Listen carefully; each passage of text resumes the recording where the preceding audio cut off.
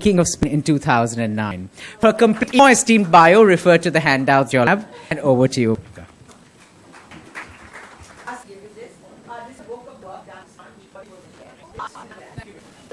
I can protect my voice.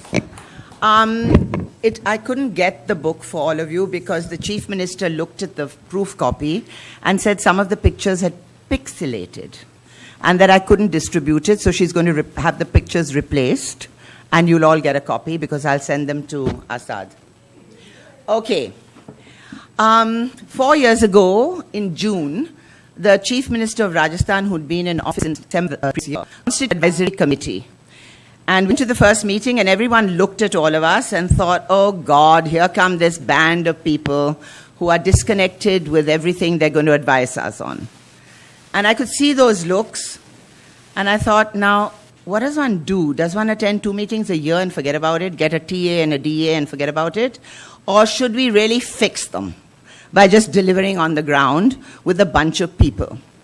Her mandate to the Arts Committee, a little subcommittee of her Chief Minister's advisory, was that I'd like you guys to first she said to me, I want you to be a catalyst. I want you to bring people to the table who are under 70. And she said, I have no money to give you, but I want you to make Rajasthan into a public art gallery. Just deliver it. So I went home and I thought, where does one begin? And so we just began. She began the initiative, and I'm going to show you pictures, excuse me, and I will speak over them. And Sanjoy is sitting here to prompt me because beginnings of Alzheimer's, I might forget something, and he's here to prompt me. Now I have to look at this. How do I do this? Can somebody do that? Okay. So we started with an ad campaign based on Jaane Kya Dikh Jaye. And it was a cutting-edge young. We got rid of all the ideas of the Maharaja and the palace and land of the Rajas. And we said, young, new, different. Chief Minister said, who said to his itinerant group, and they said, yes, we can draw. And Jogi artists decorated a bus. Next, just keep going. And 3 years, she said, public is local Rajasthan artists who use garden. Monday, why don't I get permission from the central government to get local artists to paint over the railway stations? So he did Savai Madhopur. This happens to be Bharatpur. Now, it may not be in order, but here it is. This is the Bharatpur railway station. Now, you can just keep running the slides, please, for me. This is a young man painting, so the kala is still in the hands. Here's the station, a work in progress. This is again Jogi art at Jaipur Main. That's again Jogi art at Jaipur Main. This is Ranthambore, and that's the urinal. And that's Ranthambore. Carry on. This is the ceiling of Udaipur railway station and Nathdwara images, all done by local painters, all done under 15 lakhs of rupees. Some were more elaborate. This is Bapuji Kapar in Jodhpur. That's the ceiling. I'm just going to, all right, so now just let's go through with the pictures and then I'll tell you. That's Jodhpur. Now look how clean the floor is looking. So Swachh Bharat and the 2 glasses, you give people something that looks beautiful and they're not going to spoil it. And it's got nothing to do with us and them and, we can keep it clean and they can't. You have to make your public spaces clean. You have, and that is a picture taken by somebody on it's perfectly clean. Next. Now I said, you can stop here. All I said, please go to the of Kota paintings, go to the museum paintings, and you produce them on the wall. And that's an painting scene. These are 2 young who were given the Udaipur station to do. And this is this is a pillar next. Another pillar, carry on. The ceiling is a shield, just larger than life. So here, if you she said we'll put, be it religious, and then it's not this journey. Stop the project and get permission. We just now did the money come for all this? We decided to the one way of getting rid of the whole business of the lowest and taking 2 years and some costs because all kinds of other rather unpleasant things kick in. So we just used local funds, and they paid. The only mandate, I'm sorry, the only mandate was, don't bargain with the painters. Pay them whatever they want. If you don't have the money, we'll raise it from the corporate sector. We'll raise it from the private sector. Through collectorates, and the painter was given no brief. The designer, it is inside him, as Sangeet earlier in her presentation, that is there. That is that. And the Slater railway station in India. That was a architecture drawing which would blow up, and that's one of the walls in a Jaipur station. And that is the Bikaner station. Here, the painter was told, I said, any white space you have, paint it with that naksha. And that's the result. Next. And that he did on his own, you know, the arch and so on. Next. Okay. I just guesses. Ancient heritage sites. Next. Please. Okay. Mention. This reinvention. This, I decided to use it as a for offenses. So here, Kali. Next. No, there should have been more, but never mind. Museum shops. We never have this, we don't just think of museum shops. So we started next. So this is Amer Fort. We gave it out to CMYK, who created that fit in with the site. And that's the museum shop at Amer now and at Albert Hall and then Janmantar. This is training the site. This is a traditional and the area. And we decided to use this Makawar and create a mobile souvenir shop. Next. So that's the mobile souvenir shop where you can take it to Hawa Mahal and stick it up there, and it's got that site-related keychains, mugs, T-shirts, blah. Next, Nahargarh. Now here, if you can just pause, this is a fort that, as you can see, the city of Jaipur. Sat Sat Arts, and Noel is sitting here, who represents Nahargarh now, in charge, came to me and said, you know, all about an American who was talking. He said, oh, you talk about, you know, setting up a market. Can you give me a fort? So I said, yeah, actually. Why don't you go to Jaipur tomorrow? He said, tomorrow. He sees this. There's a palace where the walls are painted with florals. And Sat Sat Arts has raised money in the private sector and an international sculpture gallery. Conversation asked. And it is, so that's the yard, and you'll see it transformed in a minute. That's Subodh Gupta. That's Bharti Kher. So you enter this, and then you go into all these palace rooms. The young designer in Delhi makes these finials. That conversation is happening with the finials on the palace roof. Next. These are the inside rooms. This is an international artist. I unfortunately don't know all their names. Okay, next. Next. It was very difficult to get the art there. Now, here I'm to say that when I went to the chief on this project, I said, can we use one of your forts for a sculpture gallery, an international sculpture? She looked at me, raised her eyebrow, and she said, yes. So she comes to the opening 9 months later. Only 9 months. That's why I was being belligerent in the front row saying, it can be done if you want to do it. She came in there, she dropped her speech, and she said, I have to admit, when Mala came to me and said, can I use a fort? I said, yes, because I thought it would never happen. Sat Sat Arts raised well over 1 crore, and I won't say how much, through the corporate sector, and that's what we created. Next. And there's a wax gallery there. Now, this is a very funny sort of over-the-top wax museum. And we said, now this is Sheesh Mahal done the floor of a Sheesh Mahal. You know, he said, why don't we make products kaleidoscopic patterns? So kids can buy them and then they're to fort. Next. Projects. Now this you can through while I speak. Okay? How did you overcome actually getting the government to over public body? Okay, so what Minister said to me initially was, please the participants, if you for instance, nobody come and claim. So the archaeological survey had a blueprint, and they put the lights based on requirement was. They knocked the nails in. The private practitioner did not do that. And I think what happened was actually, Joy, is they didn't just go there and say, this there. and talk to all these word I'm not saying badly. I've never ever had an experience where maybe 0.1% of a bureaucrat was anti what we were doing. They all dubbed us. Tell you what, where there's been problem on the streets, that comes, right? Wrong. Have to bring some laughs in, no? And he brings me in this, are you right or wrong? So anyway, so that's how it happened. And there's no blueprint for it. It's human relations. I really do believe this initiation of all these projects was human relations. And we're going to end by telling you, at the end of the show, I thought I'd do it, but I'm doing it now because he's asked for it. We want to set up a commission called the Landmark Commission, which has a different set of that. Representative is actually there as a landlord of the property.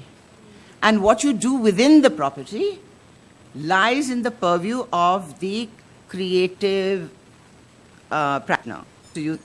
Was all round. We are in the process of making it into an act and hope it through Legislative Assembly in session, which is next month.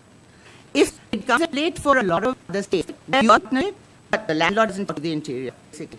And where the government developers match each other, and then every project you do, you can without everyone interfering. What section are you doing? We're going to cut all that out. So in process, I just picked some to show you. 4 years we have done endless restoration projects and just run through them, before and after. The fort, just carry on. Just to give you an idea, quick, fast. Okay, all right. I've only got so much time, and it's a long presentation. Now we'd like to use these places for music festivals. They're all near airports and they're all near railheads. We would love to use them. And so anyone with an idea, come. We'll facilitate you. Government facilitates, does not tell you how and what to do. You bring a proposal, ask you to try it, and government facilitates you. Now, there were 18 state museums in Rajasthan. The Chief Minister, in 2 budgets, allocated resource to restore the building, engineering, and put out tenders. So my role there was to persuade all these lovely young designers all over the place to go to tender with them. So I know we will fill that. They worked on it. At first, I called in a lot of these in home to mouth is. And this is all outside, restored by government. And this is looks a very retro museum. Just go on. And now we have music and all that happening there in the evenings. Pali, small little town. That's the Pali Museum. And that's a beautiful Shiva. Bikaner station is better than the museum, but nevertheless. Begin. Ajmer, this is it goes back, to Akbar. It's where Akbar signed the East India Company Farman. So that's what the museum looks like now. What's your name? Sanjoy. You can do something. Seeker. Have you? Oh, I see Cyrus there. Hi. Seeker. Next. Seeker. Bharatpur. Now, Bharatpur, Abha Narayan Lamba did. She's on. Look what she's been here to see her work. That's Bharatpur. Jodhpur Museum, just done. Now going to compete. Sadam. There it is. Das. Okay, stop. Now here was something, this was set up, Kendras and Lalit Kala Academies, etc., were set up in all the state capitals, or in most of them, in the 50s. State was going to support and rejuvenate us. Fell asleep. Because everyone who was waiting for posting was posted there, and they weren't interested, so the whole thing fell apart. Now, we have all things. This is a building by Charya. It had fallen apart. Charles, before he died, went to Jaipur, came back, just so the child back and save it. She gives that money into shedding for it. So that's when I realized that when you take money that the state takes over, the position of the state changed 5 years. You can do bidding of the new, everything falls apart. We have to separate heritage and legacy from being funded by the state. But because the state owns the buildings in which that heritage rests, they are the landlord. Therefore, a new commission. So let's go through this. This could be all these.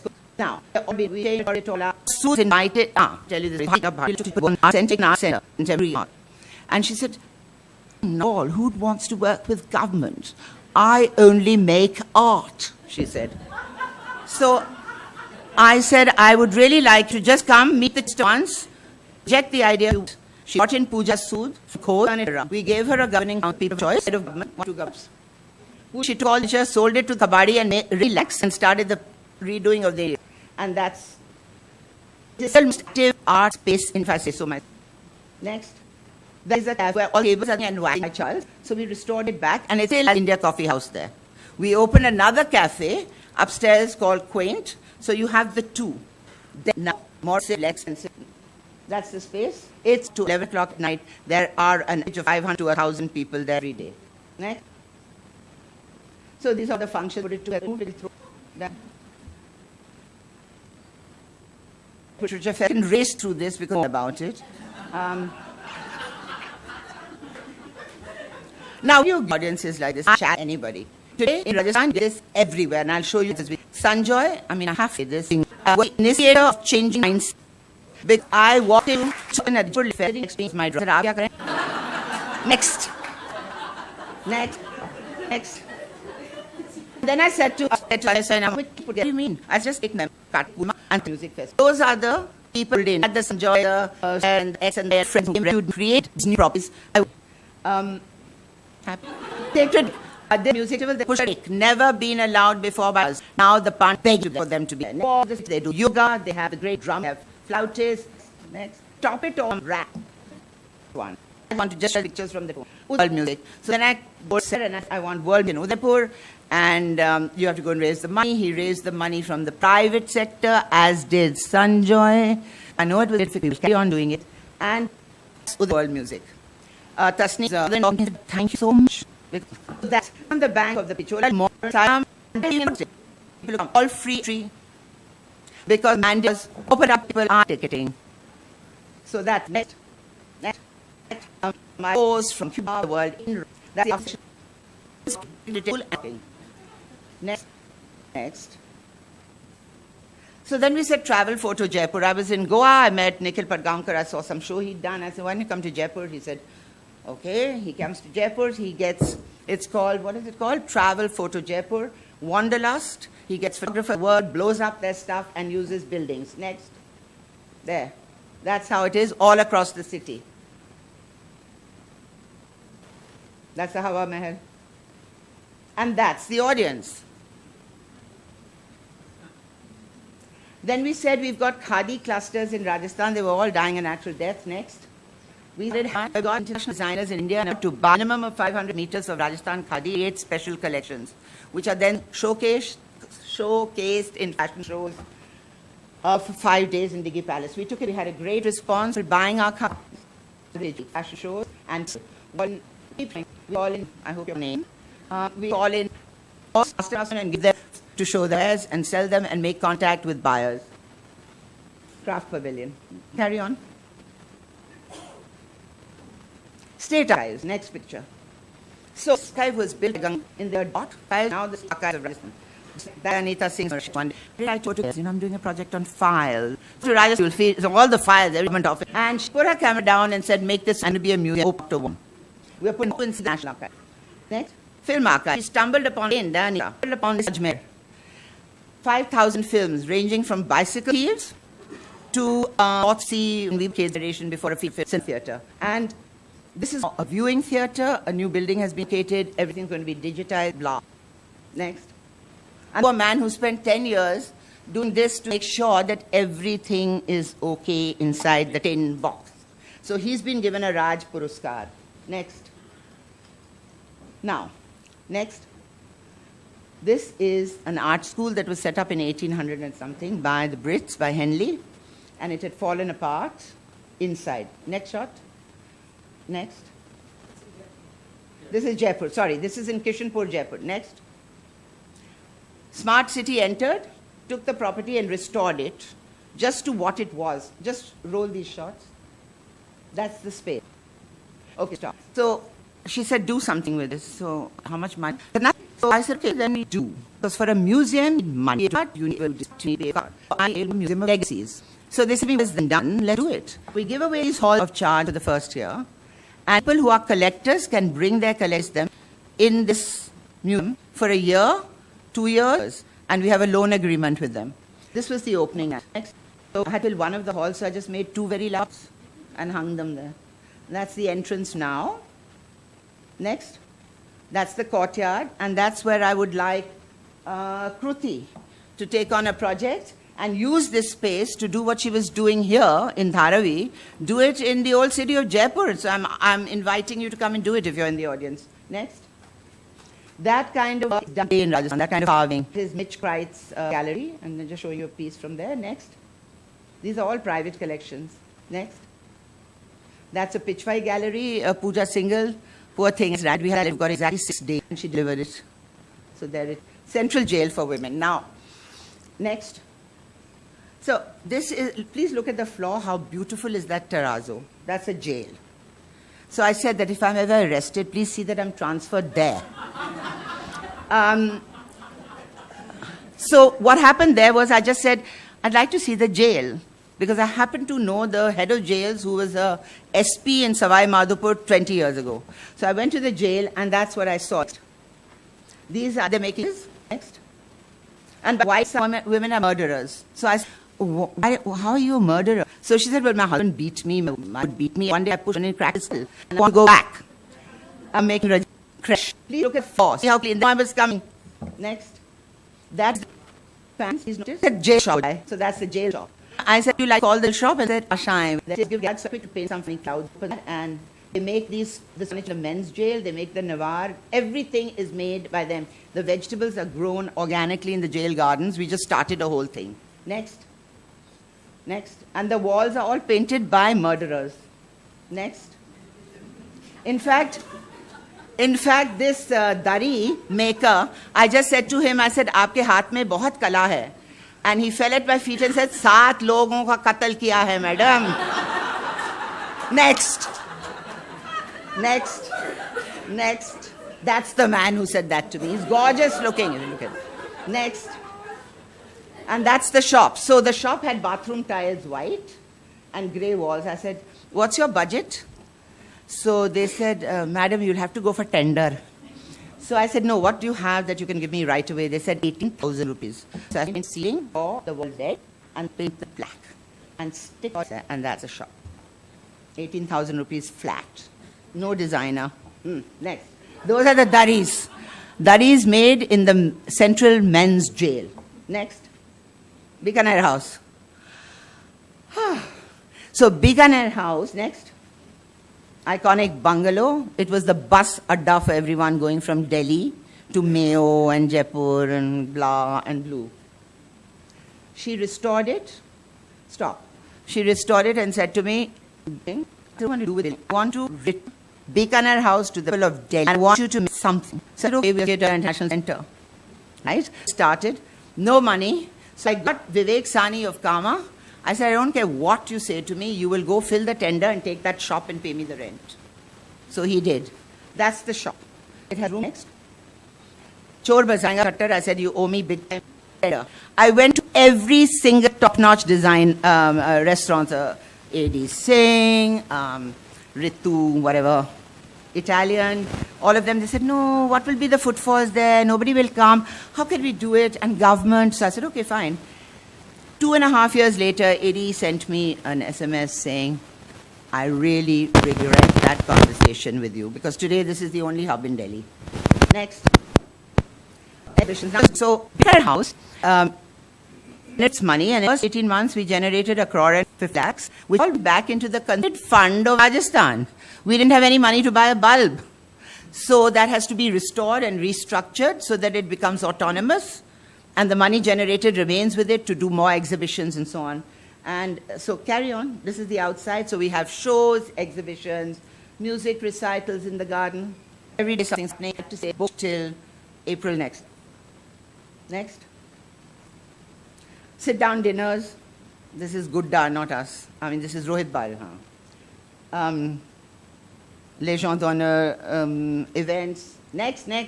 Film festivals, next. Keep going. Exhibitions, fashion exhibitions, fabulous. Sunday Bazaar. I said, now here again, cities, public spaces. Somebody arrives in government and says, these flower sellers that are at every corner and in every locality of Delhi, send them out to the boundary of Delhi. Are? So they've gone out. So I said, bring them all back to Bikaner House. So there they are. Next. So their sabzis are sold here. People who are growing in their backyard come and sell. Somebody's making nice lassi, honey. They have a free space at Bikaner House to bring their ware. They have to set them in a certain manner that we, they just can't come and just set up. We give them we orchestrate the whole scenario for them and the scene, and that's Bikaner House. So everyone comes and buys their stuff at mandi prices, not mall prices. Next. Future plans. So one part of Bikaner House was raw, research analysis. We got the building, so is there. First floor Bikaner House, where we're going to have a jazz bar, and we're going to have mini theatre for films with books and so on, and we are going to retail out a pottery impact. The inner city of Jaipur is finest floodlit across Rajasthan, which is August. That's what lighting. Next. All done by Abha Narayan Lamba, who again I pulled into Rajasthan, and she groaned and grumbled, and I made her do a lot of things free without a fee. Masala chalk. So next. Okay, stop. Now, people in Jaipur don't go out and eat. They all eat at home. They have the little, everybody is very careful about what they eat, and jhuta and this and that. Very conservative. We had an idea to do this, and we didn't know what to do. So on the January this year, we said, open this such idea of 26th. We opened it on Republic Day. 4th. Okay. Who's the literary agent, loves her food. I ran up and I said, you just take ownership of this. No, how will we do it? And the authority, grown aunt, she can't fund it. And there's a thousand there, summer, winter. It has not made a difference. People come to it, it's an amphitheater garden, next shot. We give this out every evening. We don't 2,000 rupees. Anyone can take poetry, local rock, free, chunks. This is a breakfast place, and it goes there next. These are all private initiatives. Palladio Cafe, just show the pictures. Next. I just come up and I bought Amrapali Museum. This is a museum that is the fabulous museum of jewelry in India. Next. All done by the private people who live there, who feel now that Jaipur's got a buzz. Jaipur's cool. Jaipur has these festivals. We can now risk starting something because we'll get the footfalls. Anoki Textile Museum, I'm just showing you what's happening in the city. Next. City Museum Gallery. Next. Go just show. I just want pretty pictures. Go on. Jagger Fort Museum. Rapid. I'm handling it. The library that's restoring. Taking ownership.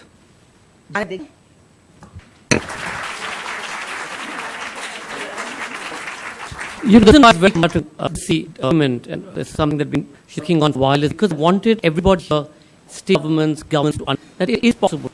We have to work in partnership, we have to work as colleagues. It is necessary that guys on the block, they too can facilitate and make things happen. We have just worked particularly in a public-private partnership scheme. For the lack of a better word, is many ways icon for, it's always been an icon for heritage and culture. People are central for India. No reason, in the same way that you've seen in Mahar or any other India today, buildings, museums, private collections, all of which bring footfalls, tourists, our association with heritage, and it's absolutely important for us to be able to engage with this more like but for everybody. You want to own it up, we have to allow everybody else to it. Thank you. I also want to say that I have got more flack for doing what I've done than applause. I want to say that everyone I know in my city says, "Are yaar, she was able to do it because she had the ear of the chief minister." I neither had a ear, I had access, like all the bureaucrats have access, but I had access to the bureaucrats. And let me say that they did it. And if bureaucrats feel, let me tell you, if you have the ear of the chief minister, bureaucrats want to dig you in the back and smile in front of you. That did not happen. Without them, none of this would have happened. And I want to salute the government of Rajasthan, and I don't say this because I can't stand working with government till this experience happened.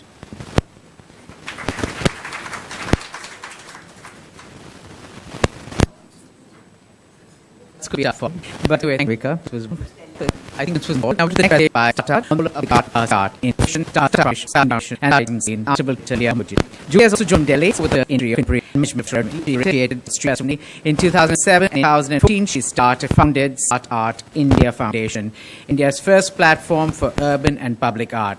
Since then, she's been working like Jabahad and Bangalore, curating various. Please refer to the bio doubts given. Thank you very much for today.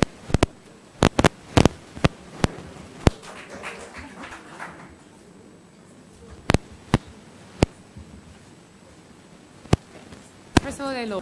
Very follow. Seriously. So much. Was remember biology saying lesson that work for get peak. Actually the start. So how what we do, like we do public art project. We started in 2014. I'm just going to mention a few of them because we also are kind of working extensively and in different manners. Why we started is because public spaces in India are like, okay. Can you hear me better? Okay. So public spaces in India are like the most creative in the world. Everything happens in the streets and a lot of creativity is right there. Usage of spaces as well is something very interesting. Space is not so much like in city like Bombay, or has been used like in a very clever manners. And has been kind of like recluded in museums, very fortunately, perhaps more with urban fabric and normal people. They don't have many platforms to showcase. We cross in let's put art into the streets and let's have the community, both international and national, to collaborate together. And works can also be in our public spaces. So what that mainly context then marquee projects, social exhibition and projects, installations, mostly, and art in transit, which means like basically art in stations, either metro, train, or whatsoever. So concerning this journey that we started in 2016, in this colony, because in Delhi there are like not that many public spaces. Malls are considered to be public spaces, but come on, they are not. Like they're nature, have to have process, so public for who?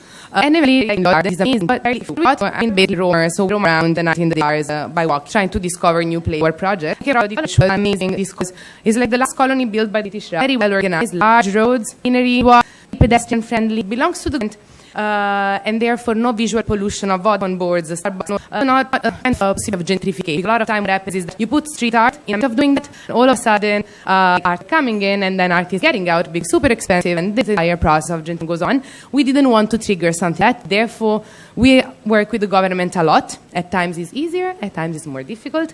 In the case of Lodi Colony, what started being very difficult was DOAC. Yes, very happy to see now is also in collaboration with us, like with suggestions. Yet it was very difficult initially to work with them because they are architects and they didn't want us to arrive above the spring of the arch to respect the architecture of Lodi Colony, which, I mean, yes, I do agree, but then was so boring. And so we said, you know what, we went up on the spring of the arch. We were very, very worried. Actually, we said, like, okay, bye-bye, let's go up. So you can see that we went basically all over. Now, this is like a district with different work times. We also do like projects which are temporary, like with like the whole language with what to do is typing. And so we bring it under more artistic operations. We've done such a TRJ, I don't know who knows that, but we've done a 1 kilometer long wall. So we archive basically different fonts from all over India. We digitalize them. We sell them online. We give the money back to the painter. Since we like very social media, art is web art. Let's not forget that. The amount of people that are exposed in at least numbers of people in India, one never the number of people that are looking at those pieces through the web. And it's becoming also like a sort of kind of way in which people are moving around the world. Like street art has become a sort of attractor for the cities. So yeah, these are like the variety of pieces. Everything is very, very like site specific. It would take too long to go into the narrative of each one of the singular pieces. But eventually what happens over here is that now if you Google, first of all, it's like, Lodi district. If you Google it counts all of that, like, Lodi district, any map, nearest metro station. So there is a lot of traction. And if you were Googling Lodi colony before, nothing was coming up. Was coming up Lodi garden, because why to put even a photo of Lodi colony, basically. And one of the things, Lodi wedding location, shooting, basically, is like one of the most popular place to do the pre-wedding shoots and whatever. However, like the beautiful part of, I think, our work and the reason why we do what we do is that, like, great cities are defined by their livability, but also their value, and not just in beautiful and expensive. We were talking about money. All of these projects are actually costing nothing. If you look instead to the money that are putting in smart city, please tell me what is a smart city, because I am a researcher and I still don't understand what is the plan for smart cities in India. Different topic altogether, too long to here. The point is doing something we can have like a guest, like Macron from France, and visited the art district, because it's one attraction, but then you have people coming, interacting with the works, just like having a walk over there. So the whole point is that we are trying in each area of our project to reduce to basically highlight the diversity and the multicultural nature of India and of the world, but always basically cutting on the divisional sectors of society. So over here, everything is open. There is no entry fee. Everything is under your eyes, like over and over again. And this is like what we keep on doing in different cities. So this, like another example, is in Hyderabad. So Hyderabad is in so of the high-tech sector, obviously a lot of culture is not really on top of their game. The Minister of Urban Development, Mr. Rao, is like an immensely open-minded people with great, great vision. So once again, working with government at times is very difficult. We also do not take any money. So we are struggling part. But obviously we have the artistic freedom to really own the project, because we are owners, like actually the citizens are the owners. That's the whole point of it. So nothing, basically this like place is called Makta. It stands like right across the lake. So everyone goes to have a walk by the lake. But this like place was fairly much neglected, and very interesting because there are like a lot of different communities. So there is the Muslim community, Christian, Hindu, and all these, and yeah, pretty much well, not nice. And, so what we've done is that the first year we worked on the outer boundaries of the neighborhood, and then the second year we entered in the neighborhood. And what we've done is that we color coded the streets. There are no names in the streets. Everyone says, like, let's meet like at the Adobe Valla, like, like close to the Coconut Valla, whatever. So it was very difficult also for the city. I mean, yeah, for the people of the neighborhood.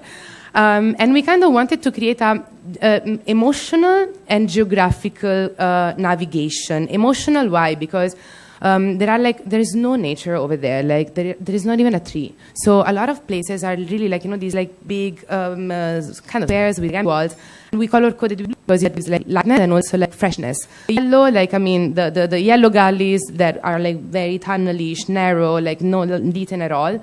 So this was the before of the blue plaza, blue shock. So it was looking pretty much like that. And then now it's looking pretty much like this. And these are like very few because I have so many slides that I'm sorry I didn't put all the artworks. Then the green gully, that's at the very entrance. Green is the color of hope. Is also the color that is more related to the Muslim team. Being majorly impacted by Muslim people, we wanted to actually sort of have a dialogue with that. Also, I work with, we lead, like maintain a sort of between international and national artists because Delhi is the capital. We believe in melting pot is what actually make humanity rich. But in Hyderabad, we wanted to approach it in a very local manner. So all the artists are Indian, most of them, I would say the 90%, out of which the 70% is from Hyderabad in itself. All emerging artists. So this was like, this was the before and now that's the after. And I would not say that over here we are like facing a beautification case. I hate this word. I think that doesn't make, thank you. I think that doesn't make any sense. We are not beautifying. We are actually working in order to enhance community, to give identity, to not give actually and in different manners. So here, since we were in 2016 in Delhi, Hyderabad, pretty much out of, basically, especially because, especially because this is a landfill, a pile of junk, and this is the container depot, which is the big dry depot in. We found this place to be extremely inspiring because you have all the goods that we consume, and then you have the mirror of basically what these goods are, waste, garbage. Over here, major women over there hanging around, very to kind of break boundaries. That's what we do. We kind of like we want to break boundaries. The very first boundary that we put over here, we work with Concord, and basically we removed all these trucks from this parking lot. What happened is that a lot of truckers that are used to spend their hours to load and unload the containers on the bed of their trucks started like basically playing cricket. So the absence of public spaces in our cities, that's also what we all the time want to investigate on, tap into, try to kind of rethink on it. The exhibition was called Work in Progress because our lives are a work in progress, and we are like kind of, like you go into a gallery exhibition and everything is the same from when you from the opening till the end, right? It doesn't really respond to our constant movement, So what happened over here is that we create like a fort, mindful of the Tughlaqabad fort, which is right across. A fort with containers, so always with room for discoveries. And then we started painting those containers. So again, we didn't do anything with them. And the beauty of it was, according to me, that again, we were adding meaning to what was already there. We can reimagine spaces. We can think that those spaces are ours. And we can reappropriate of spaces which are kind of not even used. And instead we can. And what happened over here is that all the containers were painted inside out, and then we were giving those basically to everyone.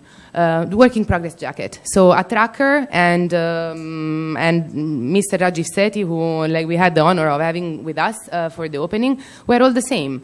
The most different artworks basically activated the space, and it was an exhibition that lasts for 1 month. We were very scared, very, very scared, because we were and it's just to the width. And we were thinking, oh my God, now these girls, coming with skirts and this and that, what could happen? What happened is that eventually we had 40,000 people coming in a month, and we were open just 4 days a week. And nothing, people were keep on coming, bringing their kids. Actually, a public space. What we've done also the programming, so every Sunday there were music, poetry, fonts, and one person keys is one oldest dock of town. So to read the urban fabric and understand, what are spaces that actually are sort of so potentially but absolutely locked or undiscovered. Sassoon Dock was basically a dream. Even though when we went there, the dream was looking like this. So it was looking like waterfalls of shrimps, and we smelled horribly for a very long time. I do remember that in a meeting with Gita, that I think I saw it here, of Sakshi Gallery. Basically, I entered in the room and it was just fish, and so it was horrible at the beginning. But again, this was the condition at the beginning when we entered, and then we worked along with Mumbai Port Trust a lot. So again, the government can do things, has to believe in what you inject. Obviously, there also has to be a common intent. We found it. It's not easy. It takes a lot of time, but it's possible, once again. So they took care about, the overall sort of civil work and cleaning of the space, of the drainages. So also the interaction with the community over there was as such that they kind of started getting familiar with the concept of art, because the first thing was already this. The guard was oh my God, bahut acha hai, ma'am. And I was no, this is just the coating, that's not the work, And they were all super obviously enthusiasts, And people were coming to us saying since 15 years, we haven't seen anyone here cleaning our roads. Nothing was happening. So what we try to do is also to combine with every place that we different level of engagements, which means also eventually, like, what is a city? City is people and their own interactions and dynamics and microsystem coming together. Sassoon-Dock is a great example of a micro system, because, I mean, it's like the biggest wholesale fish market of Bombay. The Kolivara are like the settlers of the city of Mumbai, and they are getting completely neglected and forgotten. Also, the state that obviously in Colaba is pushing and looking at Sassoon-Dock as, like, gold, basically. So, yeah. So what we wanted to do is that first project was dedicated to them, to the tribes. And this was it. Basically, we kind of like got in touch with Koli, Banjara, and Marathi tribes. So we shooted of them. We did, and we visited them all over basically the warehouses of the association. Their own identity was recognizing, sort of giving a new to the place, but we are nothing compared to what they. It's like kind of merging and give like a sort of local context do. Once again, I don't like the word like global and local, but we were local. Again, those pictures are everywhere on now, but we are definitely working on local themes, narratives, and environment. So in those cases is that women came to us like saying like, hey, why kissing me like close to a man, because I mean my husband will kick me out, like, I mean, who's this man, and why I'm a Koli, she's a Banjara, why we are like, why we are pasted like close by. Once again, those kind of things, I mean, art can also have this power, like the power of like actually opening up a discourse of diversity and bringing those diversity together. Why? Because then when journalists or like, I mean, 50,000 people came, when started to become so proud of their own. And so the sense of ownership, the sense of pride that happened out of that, basically now, like I went like 1 month ago and I was very scared about, oh my God, this will be like again as, when we started, so super, dirty and whatever. No, it wasn't. And I mean, I obviously did like, many interviews with many of them that also became our daily easier. Everyone was like, people are still coming here, people are doing pictures and whatever. So we understood now what cleanliness can do to you and to your life. I mean, it's better. Everything is just better, However, like just to go very quickly on the other pictures, like these are work by Anif Qureshi, which is like also one of the co-founders of START, is that we like to use local material done with fishnets. So our space in which we can how to reimagine just by also a fishnet, making like, the support for art. And by the way, this like installation was called The Idea of Smell. Once again, the smell was awful. And so the first installation was dedicated to smell as a perception. So all the words that you have, like, government files, mom's cooking, train, were written in English, Marathi, and Hindi. And basically, it was like a walk through like those kind of childhood, which was like sort of cutting off the fish smell. Yeah, so it was much. This was like the installation of the optic and of the dock where it was. So, I mean, things which are a political sort of root in it. And once again, when we used words like, whiskey political, even though you can also consider that, but it's an action, political action, which we should take like a yeah, I mean, like, F now is Sundakani mural, but the literal nature of street, I think it's something that so charged street art even more, because what counts the most are the memories, what counts the most is the experience, is the work in progress, is not this like permanent that, I mean, a lot of architects or urban designers are like always searching for, while our cities are having like 30,000 people coming in every day. What could be permanent? Nothing can be permanent. I mean, we should be really able to reinvent our spaces and ourselves more than, and this kind of I'm the nowadays reality. Nonetheless, we kind of also like to create some that can really get people without being very direct. So before it was Gandhi in Dalipur, and this was Dada Safalke at MTNL building. Now it's kind of has been washed out. So now we are thinking, oh my God, and now what we do? It's very difficult.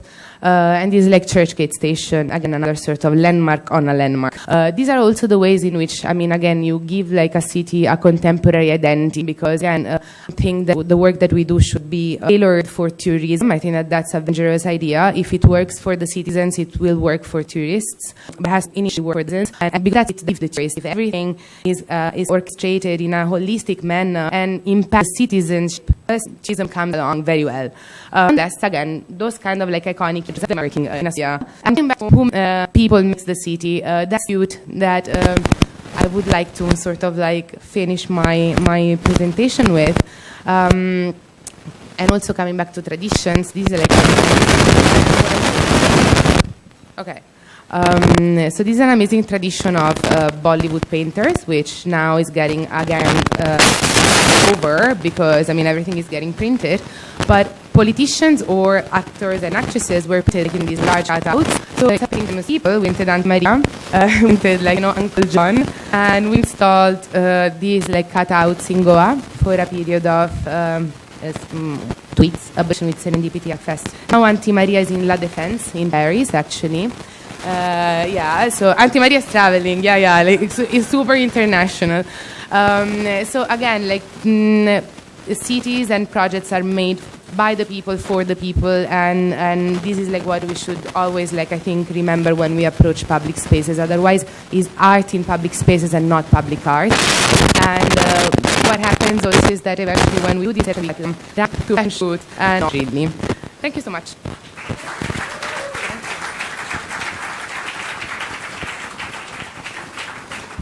Thank you, Julia, for that really fascinating presentation into how street art is sharing your experiences. Our panel is education and infrastructure. Please bear with us for a couple of minutes.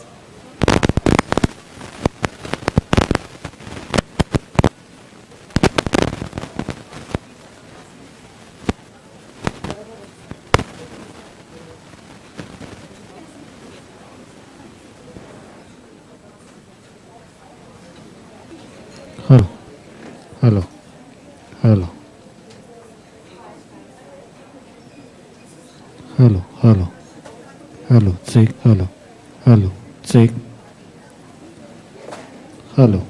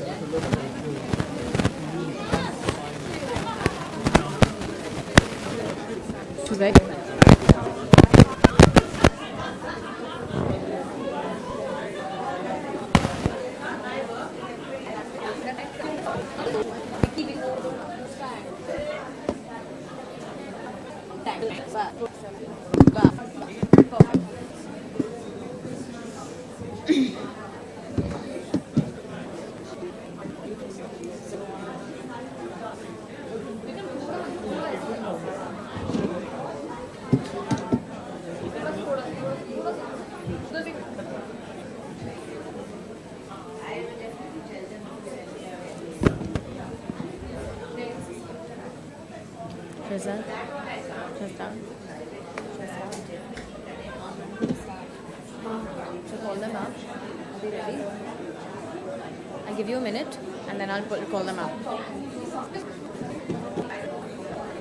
Gentlemen, as out begin, I'd request take your seats. Thank you.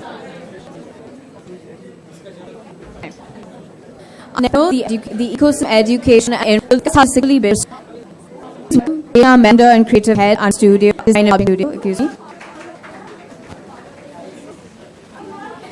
Just with producer and strategy consultant 5A. Who's our convener of the School of Mumbai. We're missing Jehan. Sorry. Tara Rao is an educationist and co-founder of Art Zone in Bengaluru. And is managing director of Ideas. They will be in conversation with Dr. Jabbar Patel, Chairman and Director, Pune International Film Festival.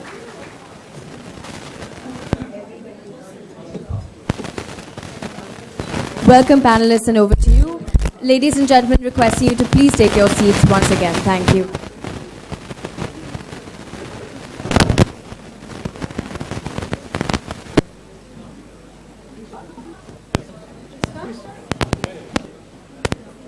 Evening.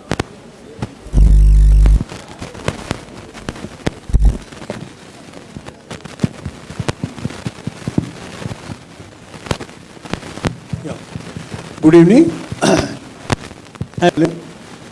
She'll introduce everybody here. I know we're going to talk about the smart city, all the culture of city, and infrastructure, and all this education. These are distributed infrastructures. And what we are doing is something are connected to education. Infrastructure, even what happens and what is the development today, but at the same time, we have to look at the future generations. How the future generations will grow in the field of art and culture.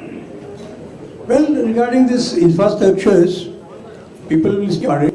More emphasis on education, how we start.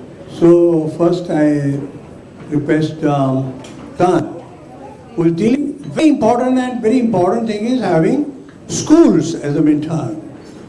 How the schools and the culture, how they work together. He's a great event manager, educator, he's in the films. So we'll listen to Sultan. Sultan, please.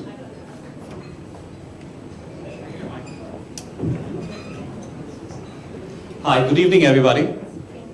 Good evening. I'm a teacher.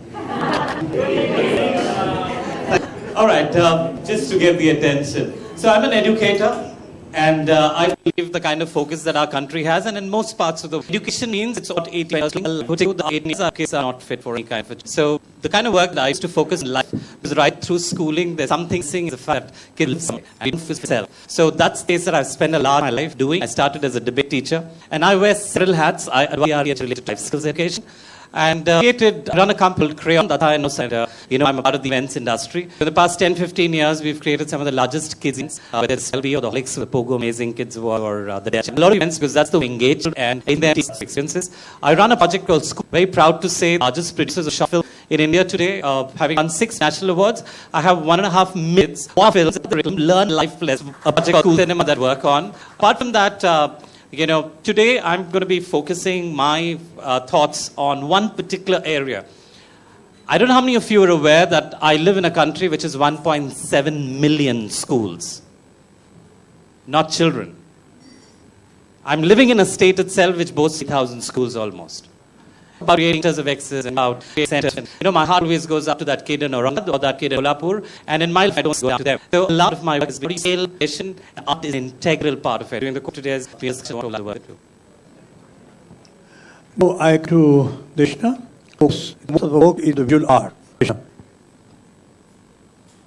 Thank you for having me here, and it's an honor and a privilege to be among so many people doing such amazing work. So I wanted to talk about my practice, which is at the moment a design and a publishing studio. But I trace my trajectory back to learning because 2 of my dissertations, one at the London College of Communication, culminated into a project which was my first commission, which led to the inception of my studio. Therefore, I can attribute the existence of my studio. And the understand is I've had to study at the Royal College of Art in London. Where, what was most empowering for me was that it was really a space to fail. And they encouraged failure, allowed us to experiment. The approach at learning as a process, we're not necessarily learning through a medium, learning even about your own self and the content. So a content-driven approach as opposed to a format or a medium-driven approach, and the value of that, and that is the sort of practice that we have today. So maybe I'll talk about it in the course of the discussion. Thank you. Well, they'll be elaborating much more, but they're just introducing themselves. Now I come to Zehan, a man of theatre. Okay? And the very important theatre is having most of the very successful productions. He's in the workshops and also deals with the children, the schools, and also the college education people. And he has no idea how to develop the theatre culture. Came in not knowing exactly how to work. Like the same term, everyone's been hardships. But listening, the only thing I can share is the story we have. We started a company 10 years ago called Theatre Professionals. which was all about trying to develop the ecosystem for theatre practice in India, because I had an MFA in theatre direction from the UK. I came back and didn't know what the hell to do with myself, because we didn't have the sector the way that you have the sector in the UK. So I said, I'm going to redefine the ecosystem. Very quickly realized that that's a bigger task than can set oneself out for. But the biggest realization was that it's not going to be people who populate it. And that's what Drama School Mumbai, which is motto of a new generation of theatre makers. And whilst theatre professionals has moved into the space of education and drama and education from the kindergarten to 12th grade, and does complete strategy with schools, unfortunately only 9 or 10 or 15 and not the 75,000. Please tell me how to get to them. The Drama School Mumbai was founded 6 years ago now. And we are creating the actor, creator, entrepreneur. And the reason for this triple barrel thing, and not an acting school or anything like that, is because there's ecosystems not ready, I feel, to receive a pure actor or a pure director. If you look at the people who are currently running theatre, doing theatre, they have to be the artist and the producer. If you're an actor, it's not good enough to be an actor who can also direct plays when you don't have work, or be an actor who understands how directors think so you can be a better actor to them. If you're going to be a theatre maker, just making work, but and that's why we came up with this 3 barrels. So 1 year graduate course. I've just maybe to bring out to all of you a little presentation so you can look at it, or you can just check out the website, thedramaschoolmumbai.in. But it's a 1-year course, 8 a.m. to 6 p.m., batch of 18 students. It costs 4 lakhs. It's taught by a lot of different amazing practitioners, be it Mahesh Dattani, Sunil Shanbag, Yuki Ilyas, Tushar Pandey, Foize, Shehnaz Patel has just joined us as a student convener who's taking the students on a mentorship journey. And beautiful about it is they all have formal training. They all believe in this a higher rigor, a higher standard of practice, and they all are practicing theatre makers as well. And so that's what we really enjoy in the school. I hope that, and we've also, very quickly, we've also had ourselves audited by Select. And I bring this point up really carefully. The report, I'll talk about that in a bit. I have alumni. They've gone out in television, to theatre groups. They just had a performance at 3ficci. Really, this guy touch and touch. There are methods and there are processes which I will elaborate later. There are challenges, but it is here to stay. And there is a very engaging discourse happening in the education sector, which is actually moving and shifting the paradigm. And I think we will live to see in the next 20 years, changes at a planetary scale. Thank you. Good. Wonderful. Wonderful. Now we come to Divya, a man who is also in basically theatre as an actor himself, and into Jodhpur festival. And he believes in both academics and actual the festival, then going to the people, and mainly the young people. Thank you. The relationship between ecosystem, and I'll use the word education. Some statistics from this panel, very interesting ones, and statistics from previous panels as well. But often I think when we think of training, we're thinking primarily of training the program. When I said that we work with Rajasthani folks and we would like to train them and develop them further. And you're training them. So I think we need to develop some. Government I found is the most patient when it comes to the 550 of the Mehrangarh Museum Trust. Actually has a dedicated program for 5,000 school children to introduce them to traditional music of Rajasthan. The other space I work with, which is again an extremely unusual space, is right here in the city, not very far from here, 10 minutes from here, called G5A Foundation for Contemporary Culture. And I'm happy to say, while the chairman of the Mehrangarh Museum Trust, Maharaja Gat Singh, is not here, Anuradha Parikh, who's the director of G5, Anuradha, if you can put up your hand, please. Anuradha is sitting right here, who really had a very, very visionary idea. And those of you who are going to be in Bombay, I invite you all to come and visit G5A. We have a lovely cafe that's got a bar, and it's got a beautiful black box space. So do drop by. And with G5A, which in a way is akin to what I do with Jodhpur, G5A has this very, very interesting program called City Lab. And it's the only art space in Mumbai, the only art committed to working with and with people and they are not so smart. What do we do with them? Their own traditional ways of learning and exchanging their traditions and their knowledge is dwindling simply because the patron, the judgment to 500 believe this kind of a very complex kind of art cultural theaters, cultural comps. Now it's like very same house, very different size. On things of something infrastructure. When they were raising this academy, Minister was very they did people government master doing what that was we heard. One is here, dance, also poetry and other things. So if you go to the other, you see different floor because here was limited. In all, everything pottery to black. The only government set up is the middle. With every three offices, every single ministry, the government has business. Well, I mean, nobody knows what he would be. I don't know everything. I would be. And I act and I was fascinated. Put on and been acting. I think I'm always requesting whenever I go. You start from the 5th standard. The choice of art has to be like sports. It has to be. Yes. And then you can be visual. There are no.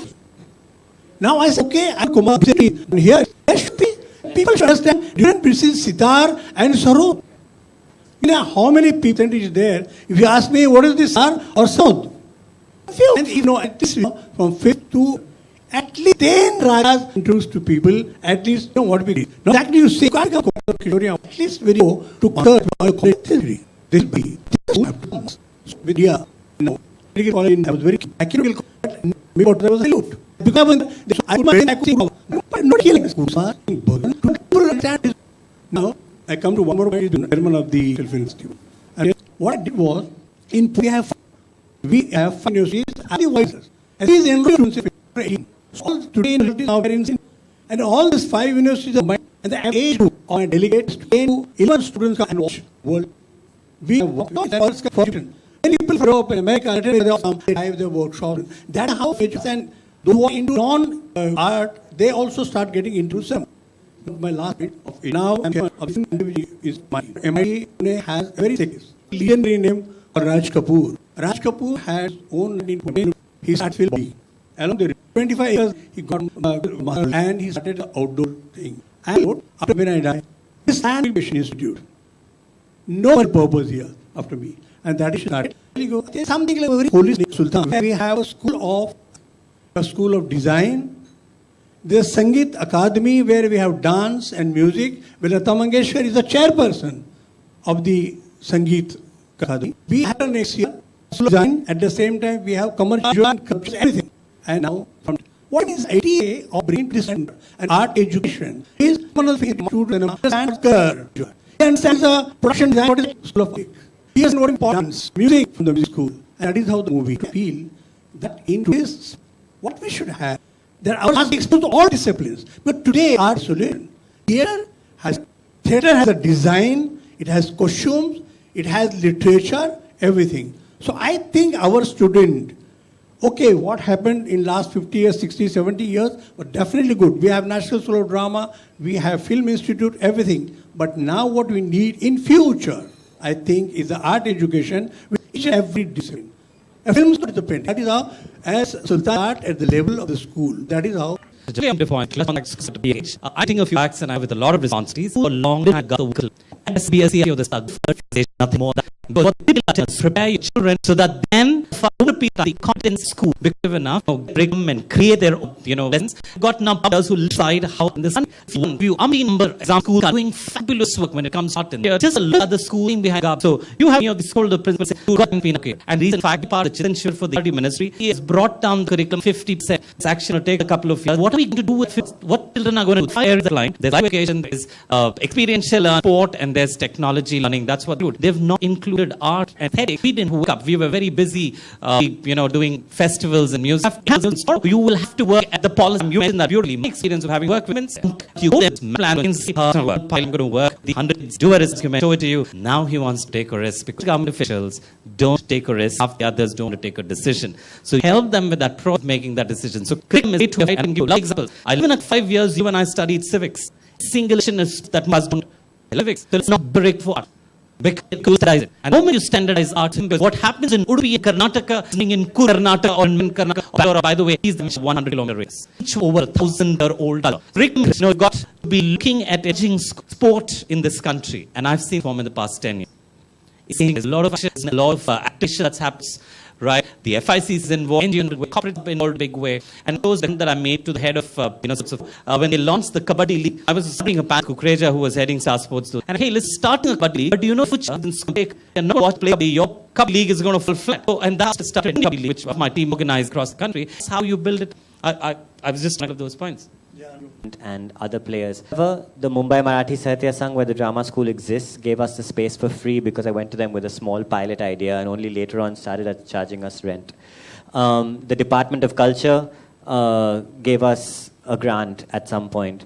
So that was one thing. But it was, I feel like I'm a minnow sort of swimming between an existing ecosystem of all of these different departments, all of these different buildings, all of these different infrastructure points. They equally atomized it on their own what it happened. So you just do together different things. I wish there was a situation, I wish there was this sort of that make it happen, but it hasn't sit around waiting for it. So the only way I do it is just do what the definition of is, which is to do. Doing, taking action. And one point of view. And I'll give an example in my story. I just feel like there's a lot of talking past each other. Some of the more experienced people here come talking past each other.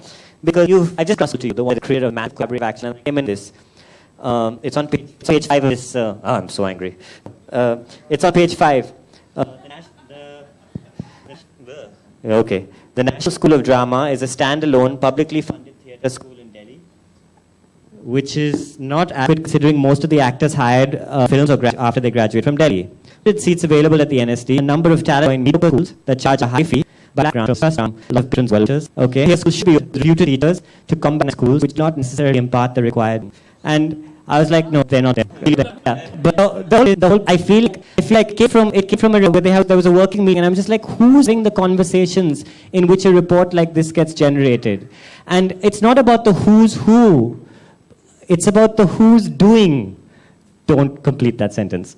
It's about who's doing. The doing people, get them into the rooms and find that. I mean, for me, my wish list from today is a couple of things that I want to give you perspective on. I've heard from the True School of Music, Lobo, there's us at the DSM. Why can't we all three get together and say, just like the new school consolidated in New York, and from lots of independent colleges suddenly became this new university in New York, why can't we have this umbrella school Mumbai? One on the wish list now, I'm within 5 kilometers of the Mumbai Sahitya Sangh is 10, 15. We have a theatre district right there. This could be a theatre district just as good as the one in New York, the one in London. Coming to Mumbai, catching a play should be on every tourist list. That's the second one. Now, in all of this, and I'm saying this from here, and great, the other day, because I'm at the Mumbai Marathi Sahitya Sangh, I have Marathi stakeholders. I have to learn a lot about the culture and the work there, which I am absolutely blind to. This is a huge problem, and we all face it. I went to the, help me with this, Deepa, the Akhil Bharatiya Marathi Natya Sammelan Parishad, right? Which was at Kalidas, which is this beautifully renovated place. They've spent multiple crores turning into a high-tech theatre. It's a 3,000 seater, I think. No. More? Smaller? 1,500 seater. It was their evening rating Marathi. And it was like the Oscars. And every seat was filled, and every seat was filled by a theatre artist. So what do I know about a dynamic, vibrant sector that I'm speaking about when these guys have been doing it for yonks? So there's this whole other flip side to it that makes me realize that I don't know what I'm on a soapbox for. These guys are on the top of a, theatre, the English, Hindi, Prithvi, Western circuit, whilst these guys are in the Cosmopolis. So that's another realization. So this is one set of things I want to share. I do want to know from all of you how do we start talking past each other, like the 3ficci report has shown, and talking to each other? Because I also know that the talking to each other has to do on education and curriculum, as I think the report from above, framework we design within, and feel like the drama has to start from kindergarten, but not in order to generate actor or the next director. It's just be this human being. And all the way up to 8th grade, and for me now. Yeah? Once, Lovely panel. Okay, so just to close the loop on education, the panel has two views on curriculum. So I'm going to take recourse to a word called shiksha. Education is very lofty. Okay, the word is shiksha. So the research project on curriculum and art, the genesis was the curriculum is active and it is highly regulated. Though I may disagree with my panelists by saying, keeping the demographics of India, I think the CBSE, they have done a lot of work. And today we have, learning disabilities, a whole lot of very positive things. I'm not looking at glass half empty and glass half full, but there is conscious one education sector. And I think I have to build from that.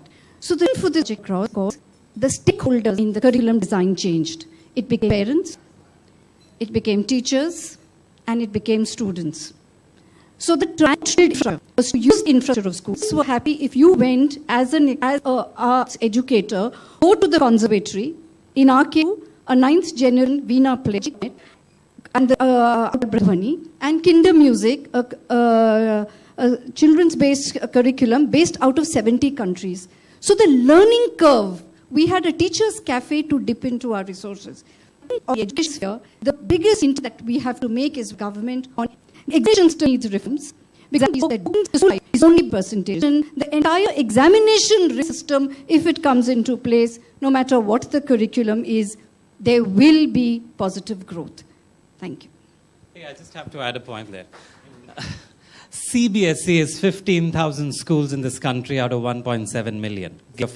So what if CBSE makes the change? The actual change needs to happen at the state government level. In fact, the whole RTE is the biggest sham, one of the biggest shams, because your incompetency to run good government schools have been put on the private schools. That's the whole challenge, right? So we need to keep the context in mind, and India is about scaling. And in this, we should not forget the role that technology can actually play, because there's a lot of physicality in all the talk that I've heard from the morning, right? It's very important that, because when you're engaging with children, you need to physically be present. But when you're talking about scale, you need, okay, fine, I might not get the best out of the children because I'm physical, I get the best out of them, but can I at least influence? Can I touch them? Can I put them a little in a direction, which is what education can. And with kind of availability of content and the exposure which children have, start moving direction. I'm saying here, do you take decision that the whole space of art needs out, because otherwise we're never going to scale this and to the numbers that we have as a challenge in this country.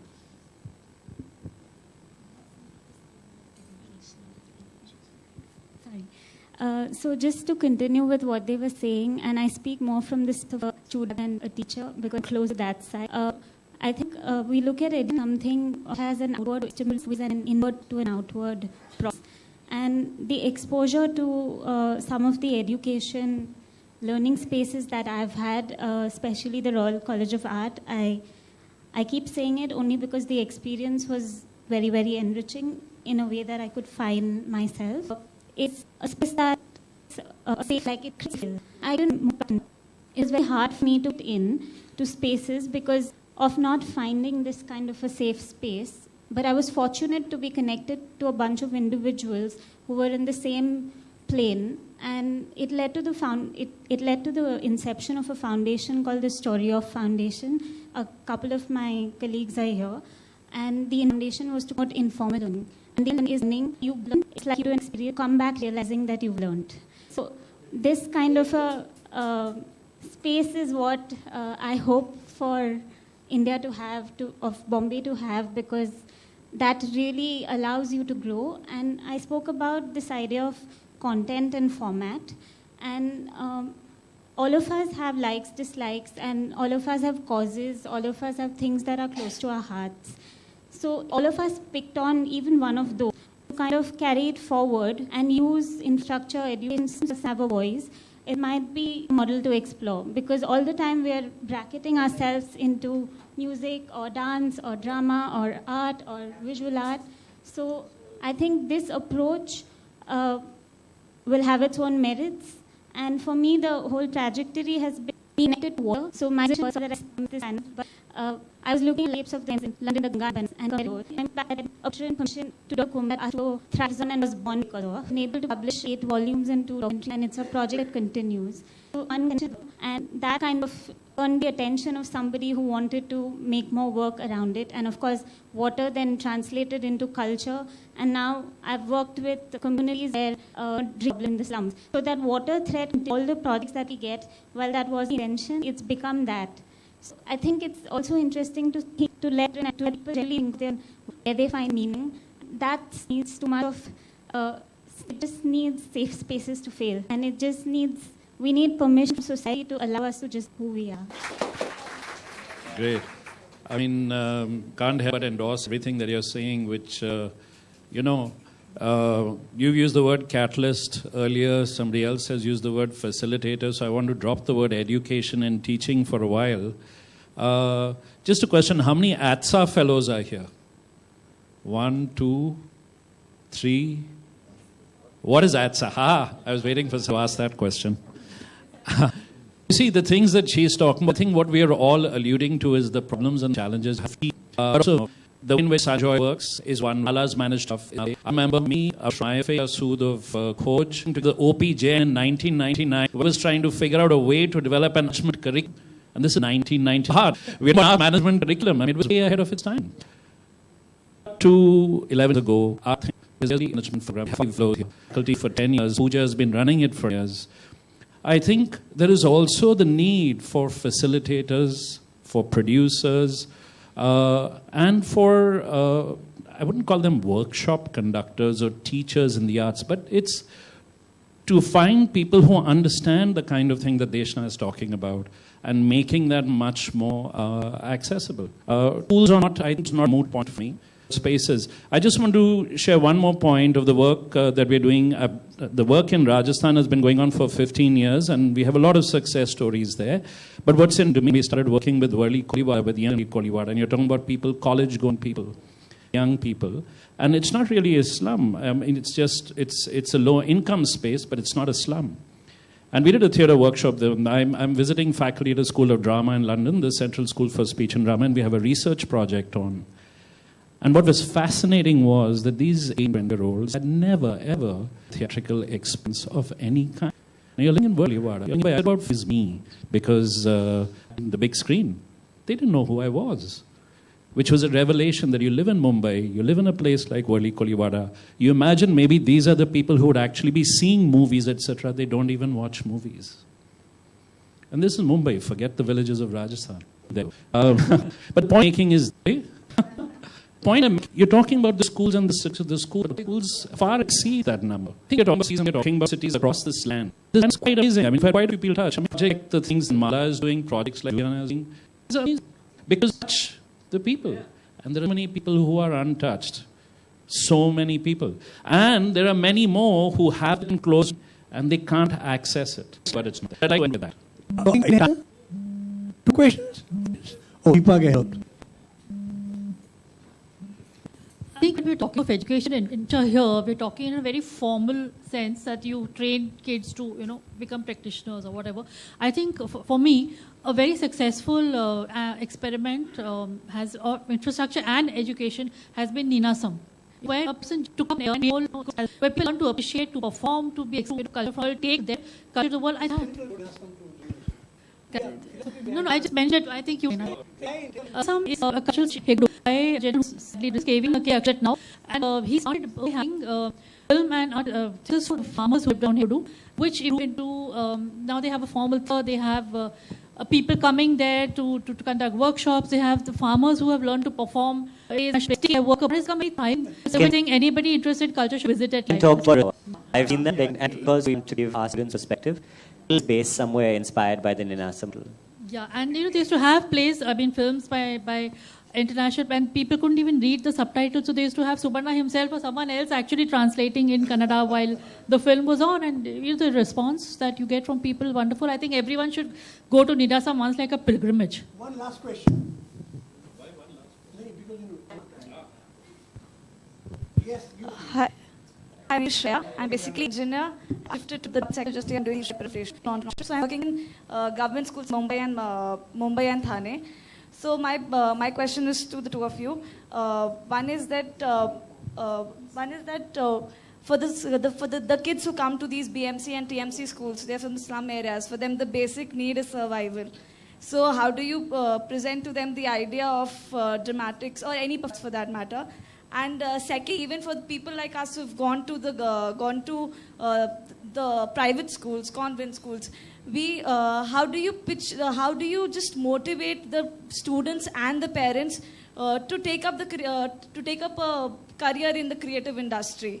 Just the fact, because I know personally, I'm from Manipur. I think you should understand yourself. You're enough mature to understand exactly. Yes, one point is slip from thing. Sultan, I think we are waiting for government every time. I think the worldwide, in Europe and everywhere, the whole idea is that the civic bodies, like the government should be a particular civic body as they look out for health and water, the culture, they nurture a lot. I think that's the difference. We have to work on that so it becomes simpler to me. I'll just answer the second part of her question, which is to do with convince the kids and the parents, you don't love this. You need to do math and love. Now the challenge is dependent to the bigger problem, right? The only thing that they know about is getting grades, right? I think the challenge would be for any movement to happen at school level or to change the perception in terms of education, you need to work with the parents more. Educators are not the problems. It was generally, whether it's the government school, overthink on this for their kids, it's the parents. That in and learn 6 songs. In whatever do, you watch. She will be good in math because it's sequencing. Whoever math can be doing the complex choreographies in Carnatic music is mathematically based. So students in one grade who are doing badly in maths but actually are doing well. So they do 6 songs. They do 2 songs and will be a complete. Absolutely. As an answer to your first part of your question, so can we survive? Absolutely no point. I think it's unanimous surrounding. There is no point just surviving. You can't, if you're going to just live and be miserable, somewhere the arts alleviate that completely. And so everybody should be equally entitled to Roti Kapra Makan and a good song and a good play and a good film from day one. It's a flat structure. It's not... School and some...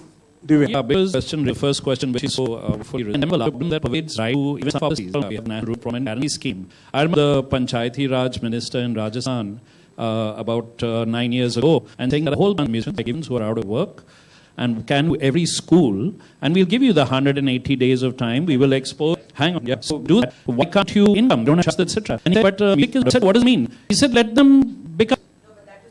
So, just Manrega, I think the question you're asking is an ecosystem, which is our social system, which from caste, every single folk musician in India is either low caste or a Muslim or Christian. Not one of them is music and playing, whether a bhand or a bhat or a nautankiwala, etc. There's an entire endemic caste system. In the beginning, when we started working, the Med Bhavan Palace, who's actually the palace belongs to the patron, wouldn't allow the folk musician in through the front entrance. Good, wonderful. Today we've changed that. So I think that's a very, very telling point, but it's a problem endemic in our ecosystem, the larger ecosystem. Thank you. Thank you. I wonderful to be all young people without shouting today's times. The discussion happening without shouting and the anger didn't shout at all and never stopped anybody here. And still we all enjoyed. Thank you, audience. Thank you, everybody. Thank you. Thank you to our panel and to Dr. Jabbar Patel for that. Our last panel is up next, Jugaad, Challenges and Troubleshooting, in a minute.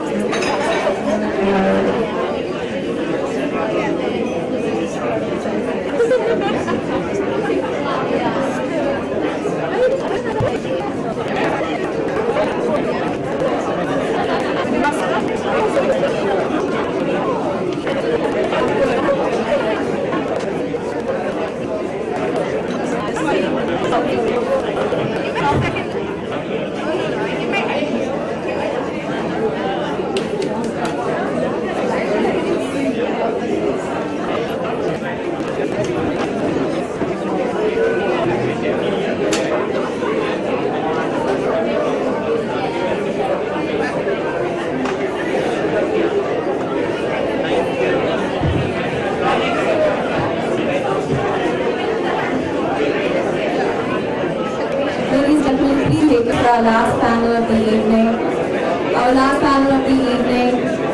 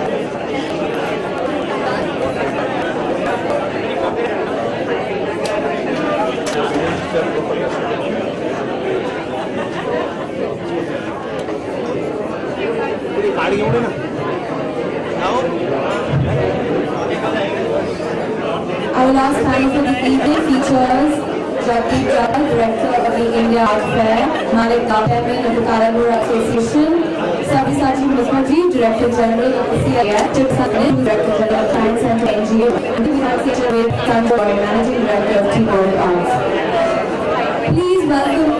Please welcome our last panel, ladies and gentlemen. Thank you. Welcome our last panel, meaning everybody come and settle down. What is the point? Hello, tea people out there. Please drop your cards, come here. Come back, the people. We come out. I think just be out.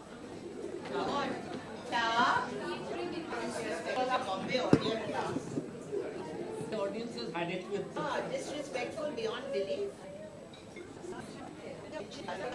Do you know place now? Unlike the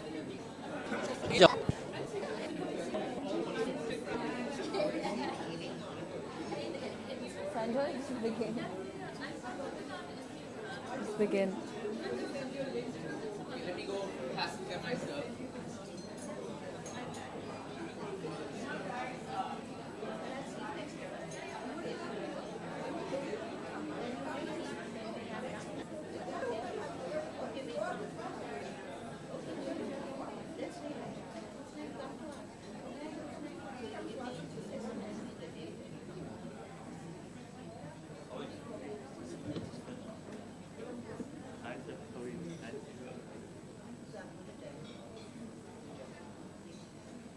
Okay. Thank you. Sorry, panel.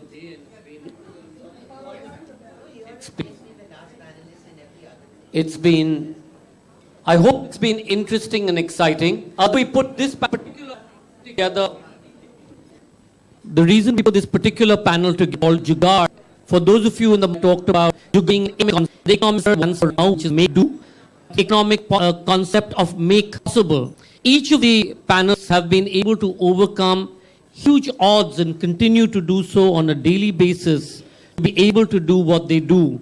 You may know some of them, but because some of you were at tea, I'm very quickly through what they do. So Prasad is the Director General, is the Director of the Science Museum here in Mumbai and the NGMA. And as most of you know, the NGMA has come into its fore in its very few years since its inception across the road from where Sabyasachi Da's museum is. He was used to be the director in Delhi as well, at the Science Museum there. Jagdeep, apart from being the governor on the London School of Economics and being part of the management on the point of art, he's especially looking after MH, acquired it 2-3 years ago, and she there transformed it quite radically and really built it to international standards. All of you in Bombay, and none of you would need an introduction to Sabyasachi Da, who looks after the CVMS Museum, which is really an iconic space, and what he's been able to do. Anywhere in the world that I go to, a British Museum or the museums in California or Art Institute, Chicago, everybody talks about the work that he's done. So thank you very much for being that iconic figure for us in India. Manik, as all of you will know again, South Bombay especially, is the chair of the Kala Ghoda festival, has been there, I think, for 2 decades as the chair. But you've been chair for a decade? Okay, so a decade. He's Mr. Kala Ghoda himself. And what I really wanted to focus on... Okay, I didn't mean it in a racist person. I did want to focus on each of them is, setting the context as we the morning in terms of the industries. I know that creates jobs, contributes to economies, provides tangible benefits to a city, makes a city what it is. And one of the reasons for our larger conference program at 3ficci and the creative industry silo, calling it smart cities, art cities, is I've always argued that a city cannot be smart if there's no art in it. And each of them represent this particular genre. So over the 45 minutes or so, we're going to get them a little bit about challenges so that these examples, practices, be able to break out of the mold, done it. And I'm going to start with you, Shiv-Prasad, specifically following from a comment in the last session where somebody said, it's not math or say. I completely disagree with that comment, that there is no difference between or the sciences and the art. No science or no science it can without the brain. Art is something bigger into a science application to it. Both Delhi and Bombay. Tell a little bit about the challenge that you face in trying to be able to break a barrier, especially wearing your CM cap, where, of course, school kids come to you, etc. But what is it that you've been able to do to be able to tell them, hey, this is not even an everyday aspect daily, how you can integrate with it? Well, both art and science fields, but then in science, the liberty that artists have, you got to confine yourself to the nationality, but the creative nature. In fact, economic output. That has to be because it's supported by 3ficci, and I'm sure you have the hidden aspect of it is the economic aspect of what the art can do for it. But when it comes to science, like Science Museum, for example, specific from the economic point of view, when it here on the Moses Road, which is not prominently, it was not known that time at least, but then it was nothing but a garbage land there. From it is today, and choosing that, if you see the have a, besides for the students to create an ambience of creating to why, what, how, what things. Then as things stand today, question that the children or the child grows. When in the infancy stage, there are unending questions of why, what, how the parents or the teachers are forcing them to stop asking questions. That's where the reverse thing happens in the Science Museum. In the Science Museum, they are compelled to ask questions. They're compelled to ask why, what, how, things like that. That's central to creativity. Be it art or science. Both these things are fields where people can ask questions. Posing questions which lead to answers. Some of them may not be. But then future answer to the question, that profound question that these both art and science can ask. And that in disruptive. All these things comes from asking questions. Mike, this whole thing of the contribution to the Kala Ghoda festival obviously has done well in this Kala Ghoda. I used to study drill, so be aware of the kind of resurgence that is brought up. It's a little bit all the difficulties that have, year after year, month after month, using, perhaps jugaad. Okay, first, let me clarify. I'm not too well. I've got a bad throat, so clarify that the Kala Ghoda is very, very unusual, many senses. And the first thing is its composition. And there's one small cog, the whole large, and that wheel is completely involved. There are people out here who are associated with what I talk about. We have a staff of only students around the year. People come together for the festival, volunteer for the festival. At the time, people who are working or have been 5. You ask me how many people visit the Kala festival, we have no idea. It'll be 500,000 to 1 million people because we don't count. We pride ourselves on one thing. It's for everyone to come, enjoy, and we give high quality entertainment. It has led to a huge area. Commercially become very. We intend to have, or it's not exactly a festival. Actually, every day, and that's true. So, the problems that we face, and people who worked here And I have Kayomi here, of course. The entire Avid team, Asad is here, Hina Kapade is here. We have Thanush Joseph of 70s. I don't know where he is. Thanush, if you are here, he might have left. But they know what sort of issues that we go through year on year on year. But fortunately, over a period of time, I mean, we've been in courts, literally every year we are in the court for one issue or the other. But over a period of time, the government has realized the importance of this festival. The sort of feedback that they get, this year we had the Chief Minister's office itself take interest, and they put up stalls of artisans from all over Maharashtra, and the feedback which they got was, I mean, they were really amazed by it.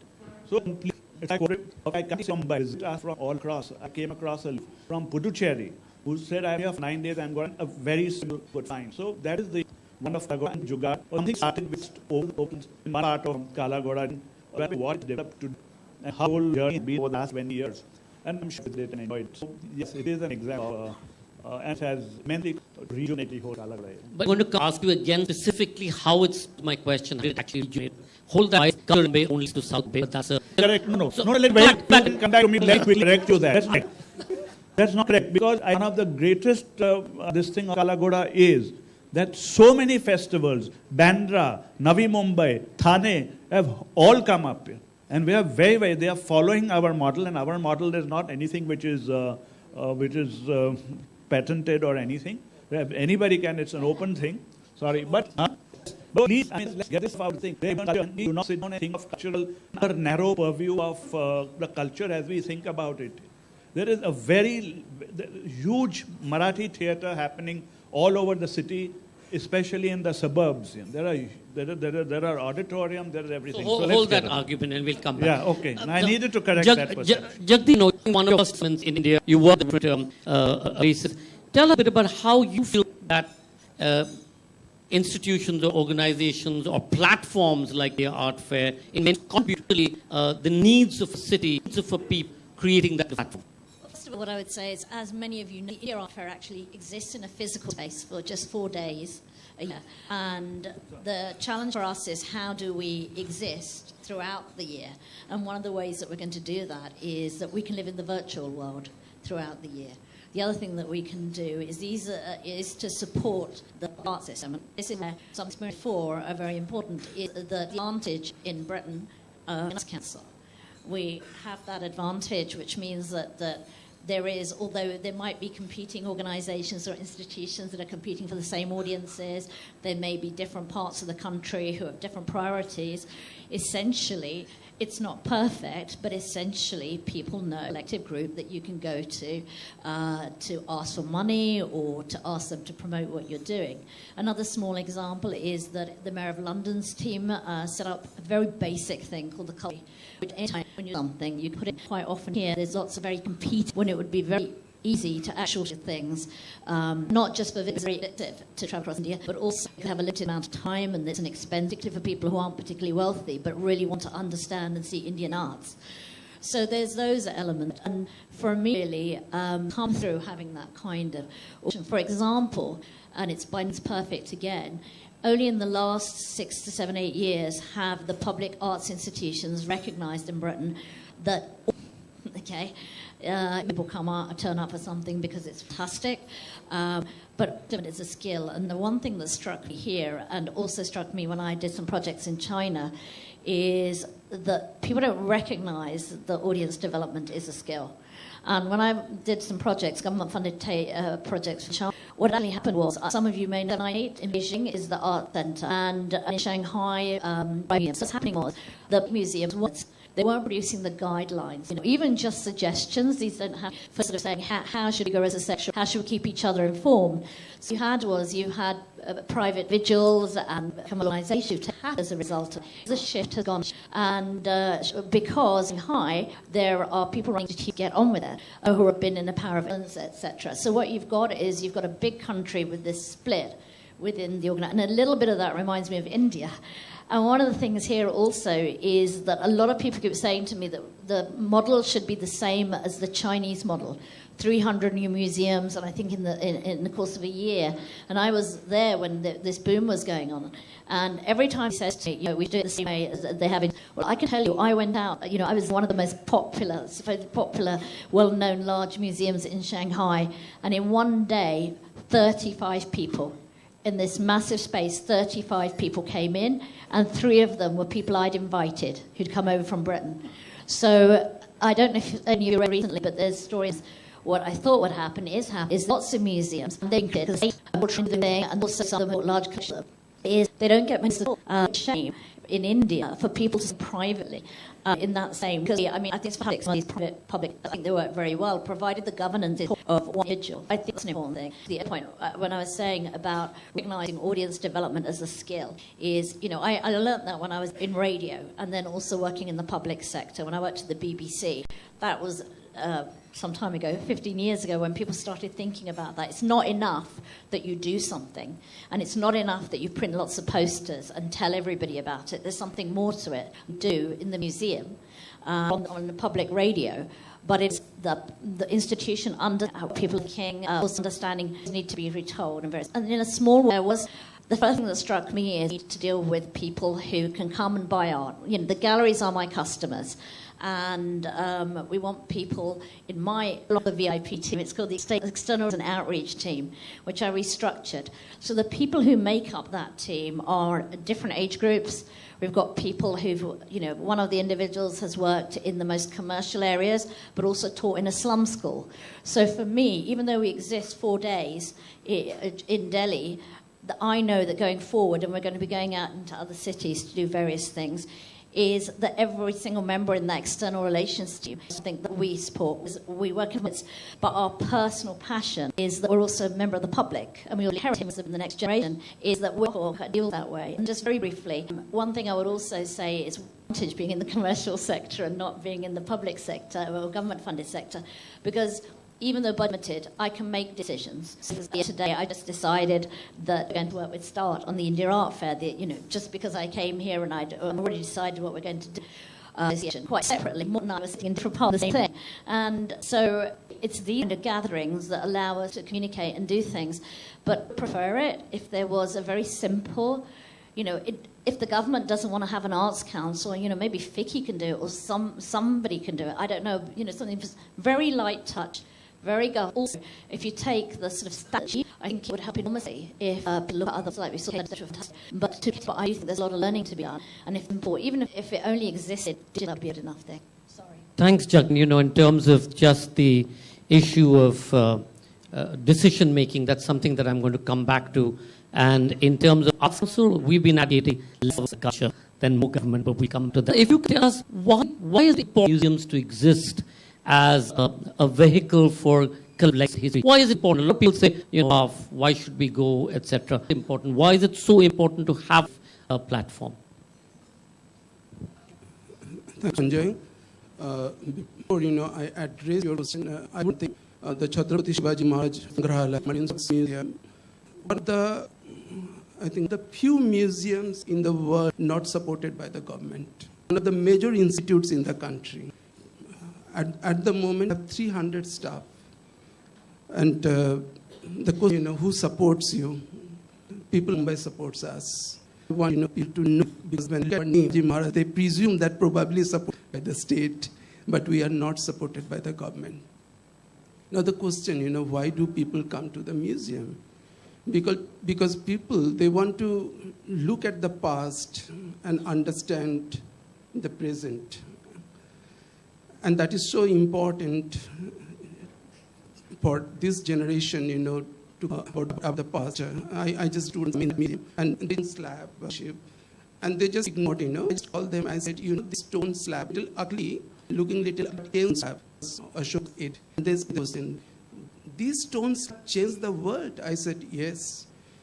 The first king India, Ashoka the Great, before that there was no concept of empire. The concept of empire started in 3rd century BC. Talked about peace, tolerance, non-violence. And then the question that how we know it changed the world. I said Gandhiji was hugely inspired by Ashoka, and that gave us the freedom. And if Cyrus Cylinder is considered the proclamation of human rights, the first proclamation of human rights, then the Ashoka's edict should be considered as the first proclamation of human values. So these are the things, this present generation know. They need to understand that this is not past. More and more people need to visit the museum and understand the past. As you both answer this question, talking about it is to understand the past, to appreciate, to understand the present. And yet, how do you get people into museums? The same Indians, I was telling you all that I was at the British Museum the other day, and just their footfall, you were saying, was about 7-point-something million a year, which is roughly equivalent to the total number of tourists that come to India. A large portion of that Indians who go to museums across the world, and yet in India, you don't have that kind of footfall either in the Science Museum, certainly not at the NGMA, and not as much as should go to your museum. What do we need to do to be able to bring people in to these museums? How do we make it? They don't seem to have a problem. Jagdeep doesn't have a problem. Manik doesn't have a problem. He has hundreds of thousands of people coming. What do we need to do to be able to build a museum culture? I think one of the genesis for this, perhaps I owe it to, DNA that we have. We are actually, we don't document things. When it's there in our DNA. But the British has taught us how to document. But then the reason I can document, 5,000 that we have. Very recently, we talked about the visitations. There's one exhibition in the London Science Museum, a pond exhibition, Science, 5,000 Science and Innovation in India. That we sent a couple of objects into where I was the nodal officer for the exhibition there.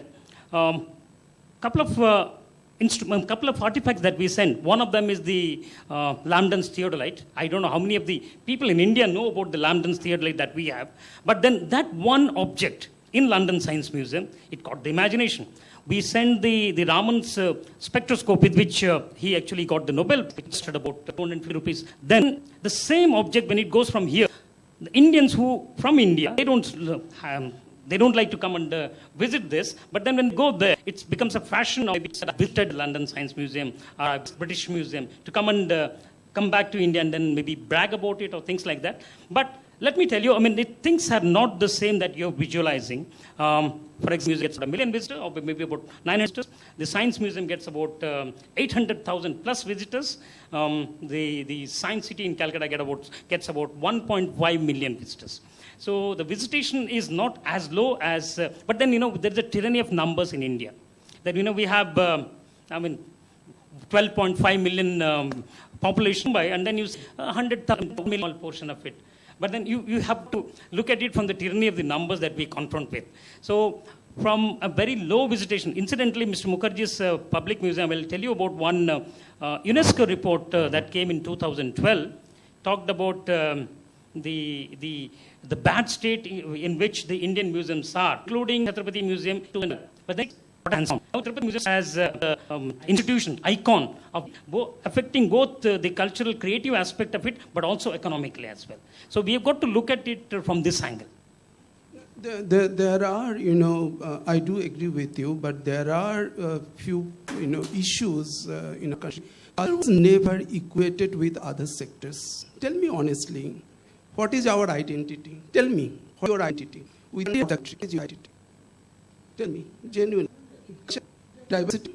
India is blessed with it. After 7 years, we could not create one institute to heritage management. And same country created over a dozen is IIM. And to see problem, leadership crisis. There are iconic institutes without. I'm a training program. I'm talking about IIT, IIM level institute. So for many years, they could not differentiate between the culture. So that was that was the state of culture.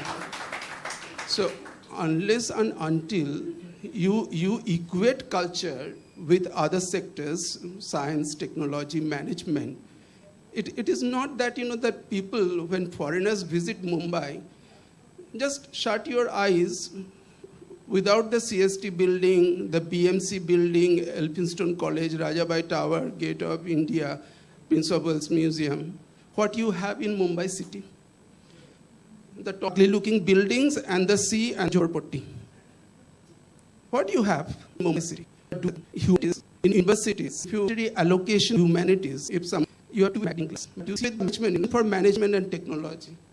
Priority always to trust management and parents. Don't think about becoming an artist or getting into art. Go for engineering, and they don't mind eating lakhs of bees. We have things that I see something now. There's hunger there, and that so there's a hope. Where you need the government to understand the importance. Even we don't have a cabinet ranked minister. I'm sorry.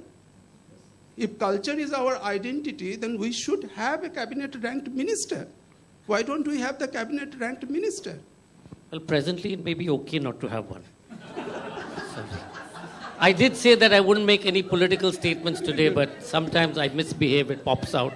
So apologies for that, not to be quoted. Just go ahead. Since you talked about, in a lighter way, about the government, again, coming back to the significance of government, because I also represent the government. When we had the Make in India here, you are aware, there are lots of art galleries here, right? The Kala Ghoda, everyone on one single platform. Let me tell you, it's not that easy. If you ask all the private galleries to come together on one platform, it's not going to be easy. What did the government do that time? I mean, incidentally, Amitabh Kant was the secretary of the DIPP. He chose a government public platform, which is not. I mean, we as what we did is we brought all of them together. It was during that Make in India, we had some of the most profound art, the soft power, what you call it, smart power, okay, the soft power or the smart power showcased during those entire campaign. We showcased the real art and cultural aspect, but it happened because of public, not a private institution. So there is the public small function that a lot of people appreciate the functioning with which they work. We are questionable. Every single decision that we take, we are questionable. So this has to be kept in mind. So Jagdeep, you talked about decision making, and he just said that at every point, they get questioned. Being questioned is never a bad thing. It always allows for inquiry. It necessarily gives them to my board of directors question me every now and then, which is always a good thing. But Jagdeep, you talked about how you were empowered by being able to take a decision. Do you see, especially in the world of culture and the creative industries, etc., do you see that to be one of the fundamental issues that people have to be about their space, as to say, in place, etc.? A couple of sides to it. I mean, the most important thing is if you do want innovation, and innovation is actually just streamlining or changing, people have ideas, is that people need a way or to learn about how things have been done, because, many of you in this room, like myself, will have, started working. If you work your way up in a particular sector or an industry or what have you, there are so many lessons that you learn then, which does enable you to be fleet of foot when it comes to doing things. It does give you the skills and experience. And I think it's not just me as an individual making this. We make team decisions. For the digigram that we're developing, that came from members of my team. And also, there are people who have ideas for innovation which have a price tag to them. An idea is here. If it's would I provide, and really that doesn't make sense. Simplifying things in a way. I just want to go something about Make in India. I was out of Make in India was launched, and I happened to be when I think it was launched in Frankfurt when I was there. And who is the target audience for Make in India? Because when I looked at I can't find where Make in India covers cuts, because now is the arts and culture and things are all interlinked. Important thing. You don't want to necessarily be a minister, but because it's not just international tourism. I'm assuming that's it's growing, isn't it? And so there's lots of big, ambitious, fantastic projects, and Make in India is an amazing project. And I've seen in other sectors how it worked. But I came to India and I'm like, well, what did the arts sector? It goes back to there should be initiatives that can draw people with ideas in, rather than to have stuff on your own and do your own. But I have to say there is an advantage of working in the commercial sector, but there are also that come with working in the sector. If you don't, visa holders aren't happy, or you don't get the sponsors, things don't happen. So how you spend money and what you do is quite restrictive. But like I said, there are some things and good ideas that don't actually require money. I was asking about Make in India because my understanding that it's about investment. It's about getting people to invest in sectors. It's about telling people about all the great things that are done here. So that's my sort of feeling. Sorry. You know, one of the things that I said in the morning, Jagdeep, and you all weren't here, was primarily that the next sunshine industry is really the creative industry, because you look at it, bring in design and innovation, you've got so much of diversity, you bring technology to play in that. We're not necessarily a manufacturing economy anymore, and that's, you know, the third industrial revolution is behind us. The fourth revolution will be this, where everything that you saw in Make in India was actually also a design and innovation enterprise, except that we don't look at it as a creative industries issue, whereas in the UK you do. Manik, 2 decades on, Kala Ghoda continued to function. 1 decade you've been around. What have been the challenges? What are the 1 or 2 things that you feel is absolutely vital to be able to get to the next stage that government needs to do in terms of policy-specific intervention in this area? No, it's got nothing to do with Kala Ghoda. Government, if you find out this government interference certainly, and with the least ordinance did we allow, we wanted more the king rather than a me. To them for permissions respective, right? No, so that intervention is there acceptable. And as you had, no problems of people. As far as we have huge problem about people as we concur. Some just as a disaster waiting to happen because there are too many people in that limited space. So government doesn't really lay on this. Our initiative is concerned, and ours not for official. And I think that government, as far as culture is concerned, has to be an enabler. It cannot sit down and try and dictate what culture should be. It has to be somebody who is a source of promotion of culture.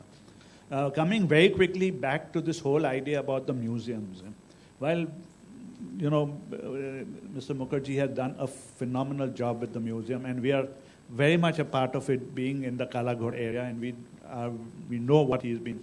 But let me ask you a simple: are we still a world-class museum? The answer is no, it's not. In spite of the best efforts that we do in terms of structure, it's not a world-class museum. And I'll come to a very simple thing. The other day, my wife visited the Bhau Daji Lal Museum. Right? There's a phenomenal effort which has been put in. She came across and she said, you know, one thing, so very hot inside. Right. The thing is, we don't even have a withhold to climatically our museums. Climate controlled. If you want to have 7 million people visit, it's not just what you have inside the museum, but it's also how your museum is. What is the technology museum going on? Don't even work climate control. So, Sabisachita, we can hear you.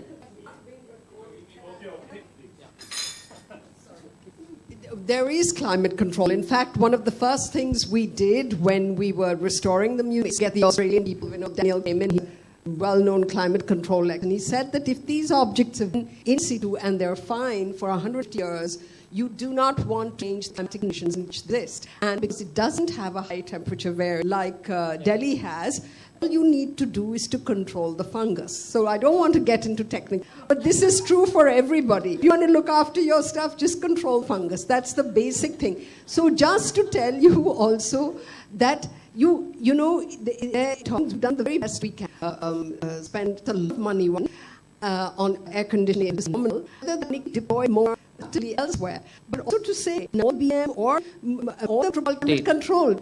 They're not. Areas of it are climate controlled. So Marek, but you straight into a... No, so we'll come back to this in the drawing room as well. Sobhishatita, this is Bombay. Sobhishatita, tell me, you know, he said we don't have international class museums.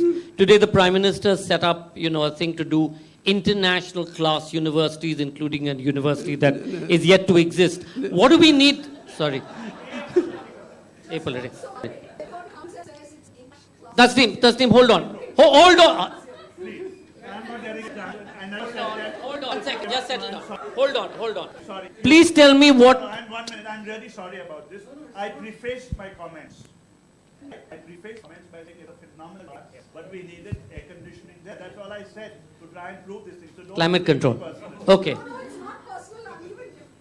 Don't take it personally. I have said it's a, don't take it personally. Okay, both hold it. We have a lot of work together. To do to be a museum in national. My simple question to all of you. Do you consider Mumbai the global city? Thousands of pots in the road. Do you consider the Mumbai is a global? You all know. Hello. No, the fact is, antiquities was explained absolutely right. They check, antiquities get and need climate control. Only for human comfort, we need climate control system, antiquities and art objects. If you have proper storage arrangement and facility, they are maintained well. They have many lives, we have one life. But tell me about what we need to do to make sure that the interclass use. What's the policy intervention that I think I agree. He said they don't need art. Actually, all private initiative. Everywhere you go, any part of the country, it's all private. Government, all public institutes, there are, iconic institutes. And some of them, but the science museums, most of the government cultural institutes are the reasons, we have crisis leadership, and the government, so many don't. So most of the government institutes are not functioning except the science museums. But private supported museum, yes, neither a private museum nor a government museum. We follow all government rules, regulations, because it's a body corporate institute. It was created by the state. So we follow, but there are problems, there are difficulties, and the major crisis, what I say everywhere, leadership crisis. We don't have enough leaders in the country. Jagdeep, leadership crisis, again coming to you, an example of it. You've come in from outside to take on this new challenge of the art fair. Do you feel that we have a lack of training, discipline, kinds of people that are required in the area of the creative industry sector, in this particular area, in the visual arts sector? I think the information and what's required, in the same way when you're talking about the museum and what standards, like the BISO standards, that people internationally recognized standards that people need to aspire to. I'm not by any means saying that outside of India the things are much better. We sit and talk about it all the time, even when I was in London, about the difficulties that are there. I think it's two things. One is economic circumstances of people who want to build a career in the arts. Even as it is now, you can go and volunteer at Kochi. You might be able to do something, but paid jobs, which mean that you've got an opportunity to be able to live and feed yourself, and particularly with young people who want to move to different cities, to have those opportunities. That issue. And then these opportunities to train. So, for example, at this upcoming fair, to take a lot more people on a fair. And then I myself, I've worked in Britain and in Oman, I'm going to actually try and work with people, bring them in to support, train these individuals, and then give them the live opportunity to train. And there's no point studying something that you desperately want to do, but then you can't practically execute it yourself. If I learn how to build a house, I want to actually then try and build a house. So I think it's bringing through that generation in a way which there's affordability. I mean, one of the things that I was struck with, people who have to come out of the work system because married, they're going to have to move. And so I have to think to myself, hey, you may leave tomorrow, you may leave today. So it's quite worrying. But it's also, there's no professional development elements. And I know there's lots of programs now, like Art Think South Asia, which I attended. I mean, I have to hand it to Pooja and Coach and the things that they've done and the things that Kochi have done and I'm seeing in lots of places. But I would rather than work on ourselves, I'm inundated with people who want to work for the India. And I'm inundated with applications from all different parts of society, people who've got funding internationally, to people who've worked here, to people. And for me, the most interesting thing is somebody in a practical skill. I study law, become a lawyer, you actually go and do your law, the practical experience. And it's finding ways of giving practical experience to my own team. We've got somebody who's a literate from Hyderabad who is now respect the fact that she's developed skills and that she is capable of potential. She's working at an international level. She's in her 20s still, and she's our head of digital and communications. In the same way, I've got somebody who's a career changer who's in her 40s. and came and interned for me at the fair. And now she's working in partnerships. You know, we're happy to teach people and take the time, and it's very stressful where I work because we've got a lot to do. If you take the time to train somebody, but you train somebody who you know feels the same as I do, which is that they will train somebody else. So that's how I kind of feel about it. I don't think there's a lack of desire for it. And I also think it makes it hard when new organisations set up to find staff. Because setting up, you need a group of people who can have technical skills. And you just don't have the ability to suddenly train 20, 30 staff, even a short period of time. So it's something that we talked to Coach Egan and to the association here, you know, the group that gets to Mumbai weekend, is say, you know, how can we, is to make sure that people level opportunity. Because we have exhibition type things, we've got the installations, we've got the visitor element, marketing, digital, the video, financial experience, and the management side, you know, I learn to work with me, not to carry my bag, but actually to work with me and learn with me what it's like to, it was my first fair, so they had to put up with me crying about it. Tell you what it's like to be that kind of make decisions. I wanted to ask you how you manage, and very shortly in the human resource issue, how do you manage and how do you train people within the system? Because again, it's so specific. Maybe the word jugaad is apt for this. Like Mr. Mukherjee talked about this, you know, to give you a comparison, the National Gallery of Modern Art in Mumbai is I'm holding an additional charge for now almost 6 years. So you can think about the leadership crisis that Mr. Mukherjee talked about. That's more a government crisis than a leadership crisis. That's but that's what I'm saying. It's more a government issue. Yeah, I'm coming to that. And even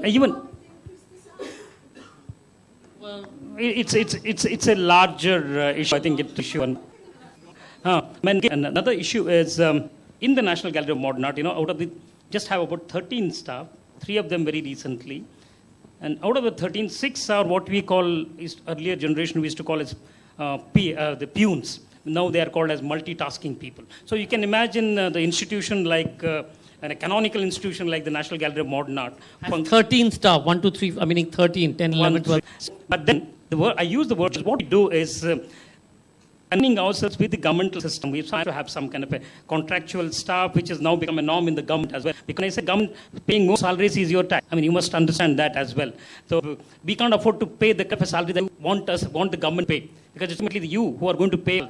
So please keep this in mind. And there are staff and there are staff as well. So you have both one the lead and one both must get a kind of a scenario where, you know, your tax is going to inefficient man.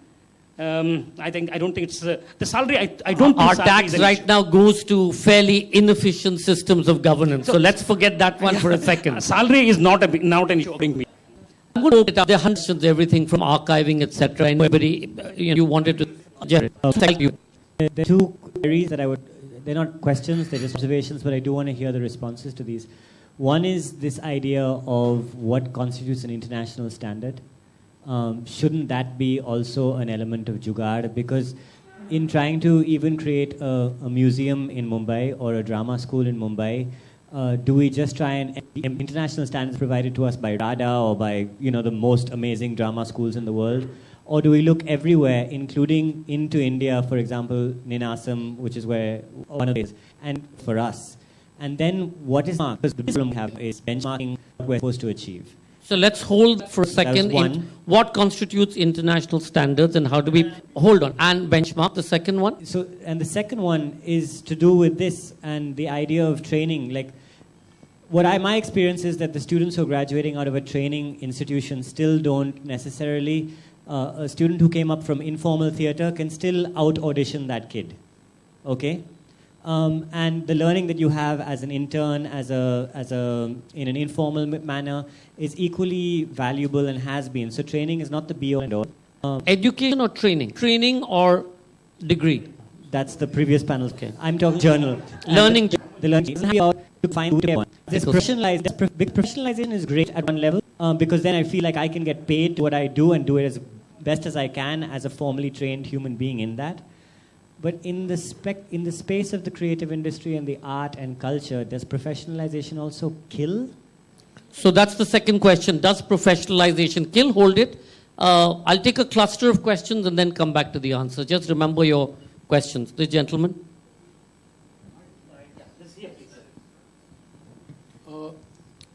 Davar asked a particular thing that, whether this museum is an international standard. So that's where, I am not coming in his defense or against Madam Tasneem.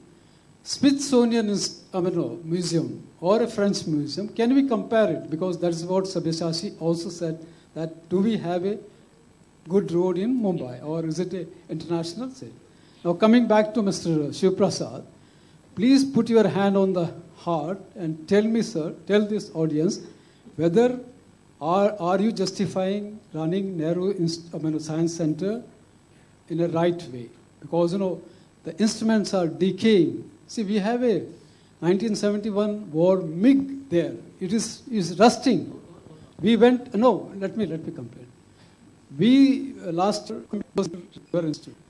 we were not able to sit in that auditorium of you. It is sound. How do you So just hold the answer. I have to take this answer. I must take this answer. Hold on. One more question and we'll come back. No, this is... We are asking you to answer, Baba. I'm the chair, so I'm going to ask you to keep quiet for a second. Go ahead. We're not stopping anybody from answering. Hold on for a second. Third question. Actually, I would like to understand creative industries. So when we speak about creative industries and government, right?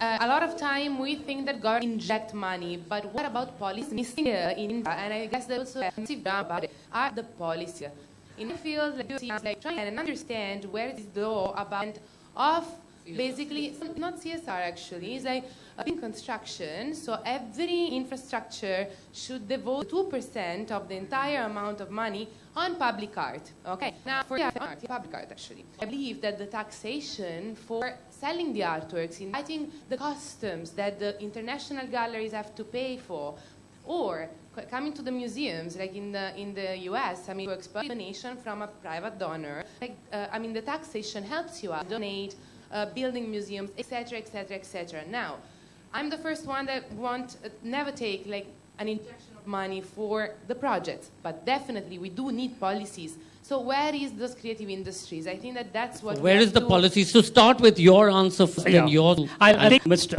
You had you explain. Unfortunately, this which is very, very comfortable. In fact, Tasneem ji was there for opening up. If you remember that your own collections. It's one of the best auditoriums. So. Your comment that the acoustics was not good was for a temporary shed. It was a shed from where we built the center. So that shed, instead of just wasting it, we are using it to have some temporary exhibitions, which has got its own limitations. I'm most happy if the exhibition you support the climate control. Are you ready to take it as an institution? Okay, now coming to the policy aspect of it, again, in fact, the government of India has tried. There was one in 64 recommendation by the Bhabha committee. Then you had a Khosla committee in the 70s. Again the 80s. Then we had phone involving most of the stakeholders of the museum professionals, art, performing arts, everyone. But then that was in the 90s or so. Late 90s. Late 90s. But then what happened is the government of India wanted to come out with a policy. But all the stakeholders together should not be a policy. One reason why the government of India did not come out with a policy is because of the public. The government is by the public. So when the public, the art management, the people who are manning this, they do not want a singular policy to govern everyone. Well, actually what happened is there was a pushback on one paper that was to be presented. And there should be a uniform irrespective of which institute the detriment or smaller or private institutions, because like most government policies, it was going to be one thing for everybody. So there was an enormous pushback, and in retrospect, perhaps it's a good thing, especially given the present narrative that we have, that we don't have a particular kind of policy. But on the other hand, if we had, it would have been easier. Manik, you wanted to. I'm so sorry. I just think I've been completely misunderstood, so I think I should clarify it. I think one person who has really not taken objection is Sabyasachi. To understand why, I don't know most of us we're out here. We want to see that we have institutions that we can, as we said, we have old roads, become international city. Not that. One picture which we do not have is the cultural infrastructure. The reason why we do not get our museums and our cultures and our art spaces is because of the fact that we lack infrastructure. Now there are deep reasons for it which we can't get into in space of time. The reason for it is this, that there is, in this country, the priorities are different. And we have to concentrate on those priorities, whether it is government or whether it's the public sector, whether it's the private sector. And CSR would use that a child, a widow, whatever, then a museum. Problems which institutions are missing. And the whole idea is, in all this, people like Mr. Tasneem and so many more are a stupendous job. And Mr. are doing a stupendous job. Is not criticism of that. I'm recognizing or overcoming these hurdles. What is the idea of a museum? Idea of a museum is I go there and I spend a considerable amount of time. That is the idea of a cultural space. It doesn't mean we are not in the UK. We have extreme temperatures, and when there are, it's not for the art there. It's for the people who are visiting those museums. So please, I wanted to put that in context, and I hope that you've understood that. Just two things, just briefly first. I think there's obviously a different definition of policies in India, because clearly that's then something that leads to legislation, is implemented. But, for somebody like me, in a sort of a practical sense, what is wrong with disseminating guidelines or disseminating case studies or the kind of standard of being set? Different thing that doesn't need to have a discussion with lots and lots of people. It just needs the people who've done it, have benefit the of doing that. Every day when the Mummies exhibition came from, they actually sent the people at the museum, not telling them to make it look like the British Museum, but just helping them with some of the things that they didn't have the training for and to do. And just on a separate point, both CSMVS and BDL are highly respected in India, but also highly respected internationally for their exhibitions, because of their the objects they have, the manner in which can bring the environments. And I think I don't really want to talk about institutions because they are setting standard in the 9 history. I mean, the best exhibitions in the world, and likewise with BDL last year when they did earlier, they had an exhibition, but with space downstairs. I think we need to think just about if people are doing things that are attracting audience, it's the exhibition and the physical space is important, but it shouldn't drive everything else. Anybody wants to answer Jehan's question of is there an international standard? Anybody? See, one thing, I don't want to get into controversy whether institutes are international standard or world class. Can't we have our own standard? Why every time, this question arises, replicate Shanghai, replicate Singapore, turn by Singapore. And I tell you, the last MBS, Neil McGregor, meant that, I have no to admit that this museum has a heart, whether my museum may not have the heart, but CSMBS, for the people, of the people, by the people. And that's the beauty, that's the uniqueness of this institute.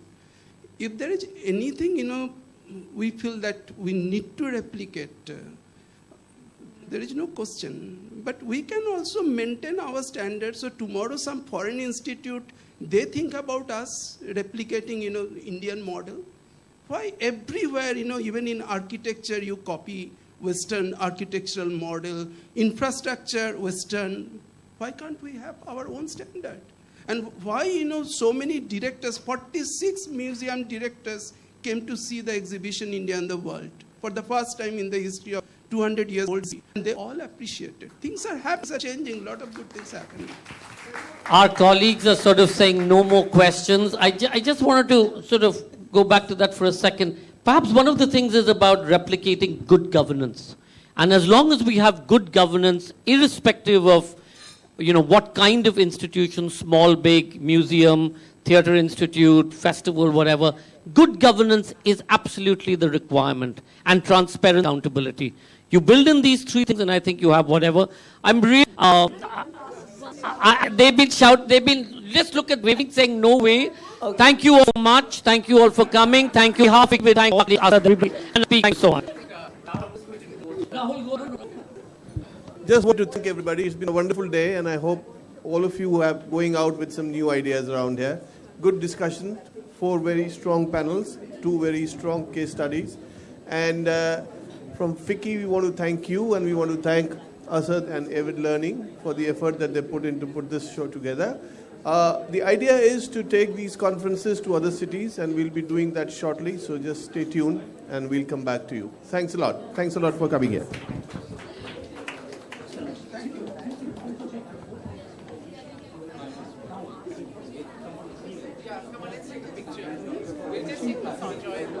Thank you, Mani.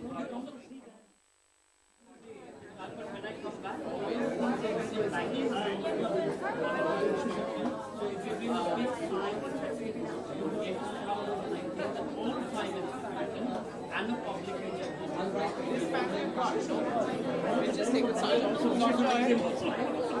I need a picture on social media. Good to see you. With Rahul. Where's Rahul? Rahul.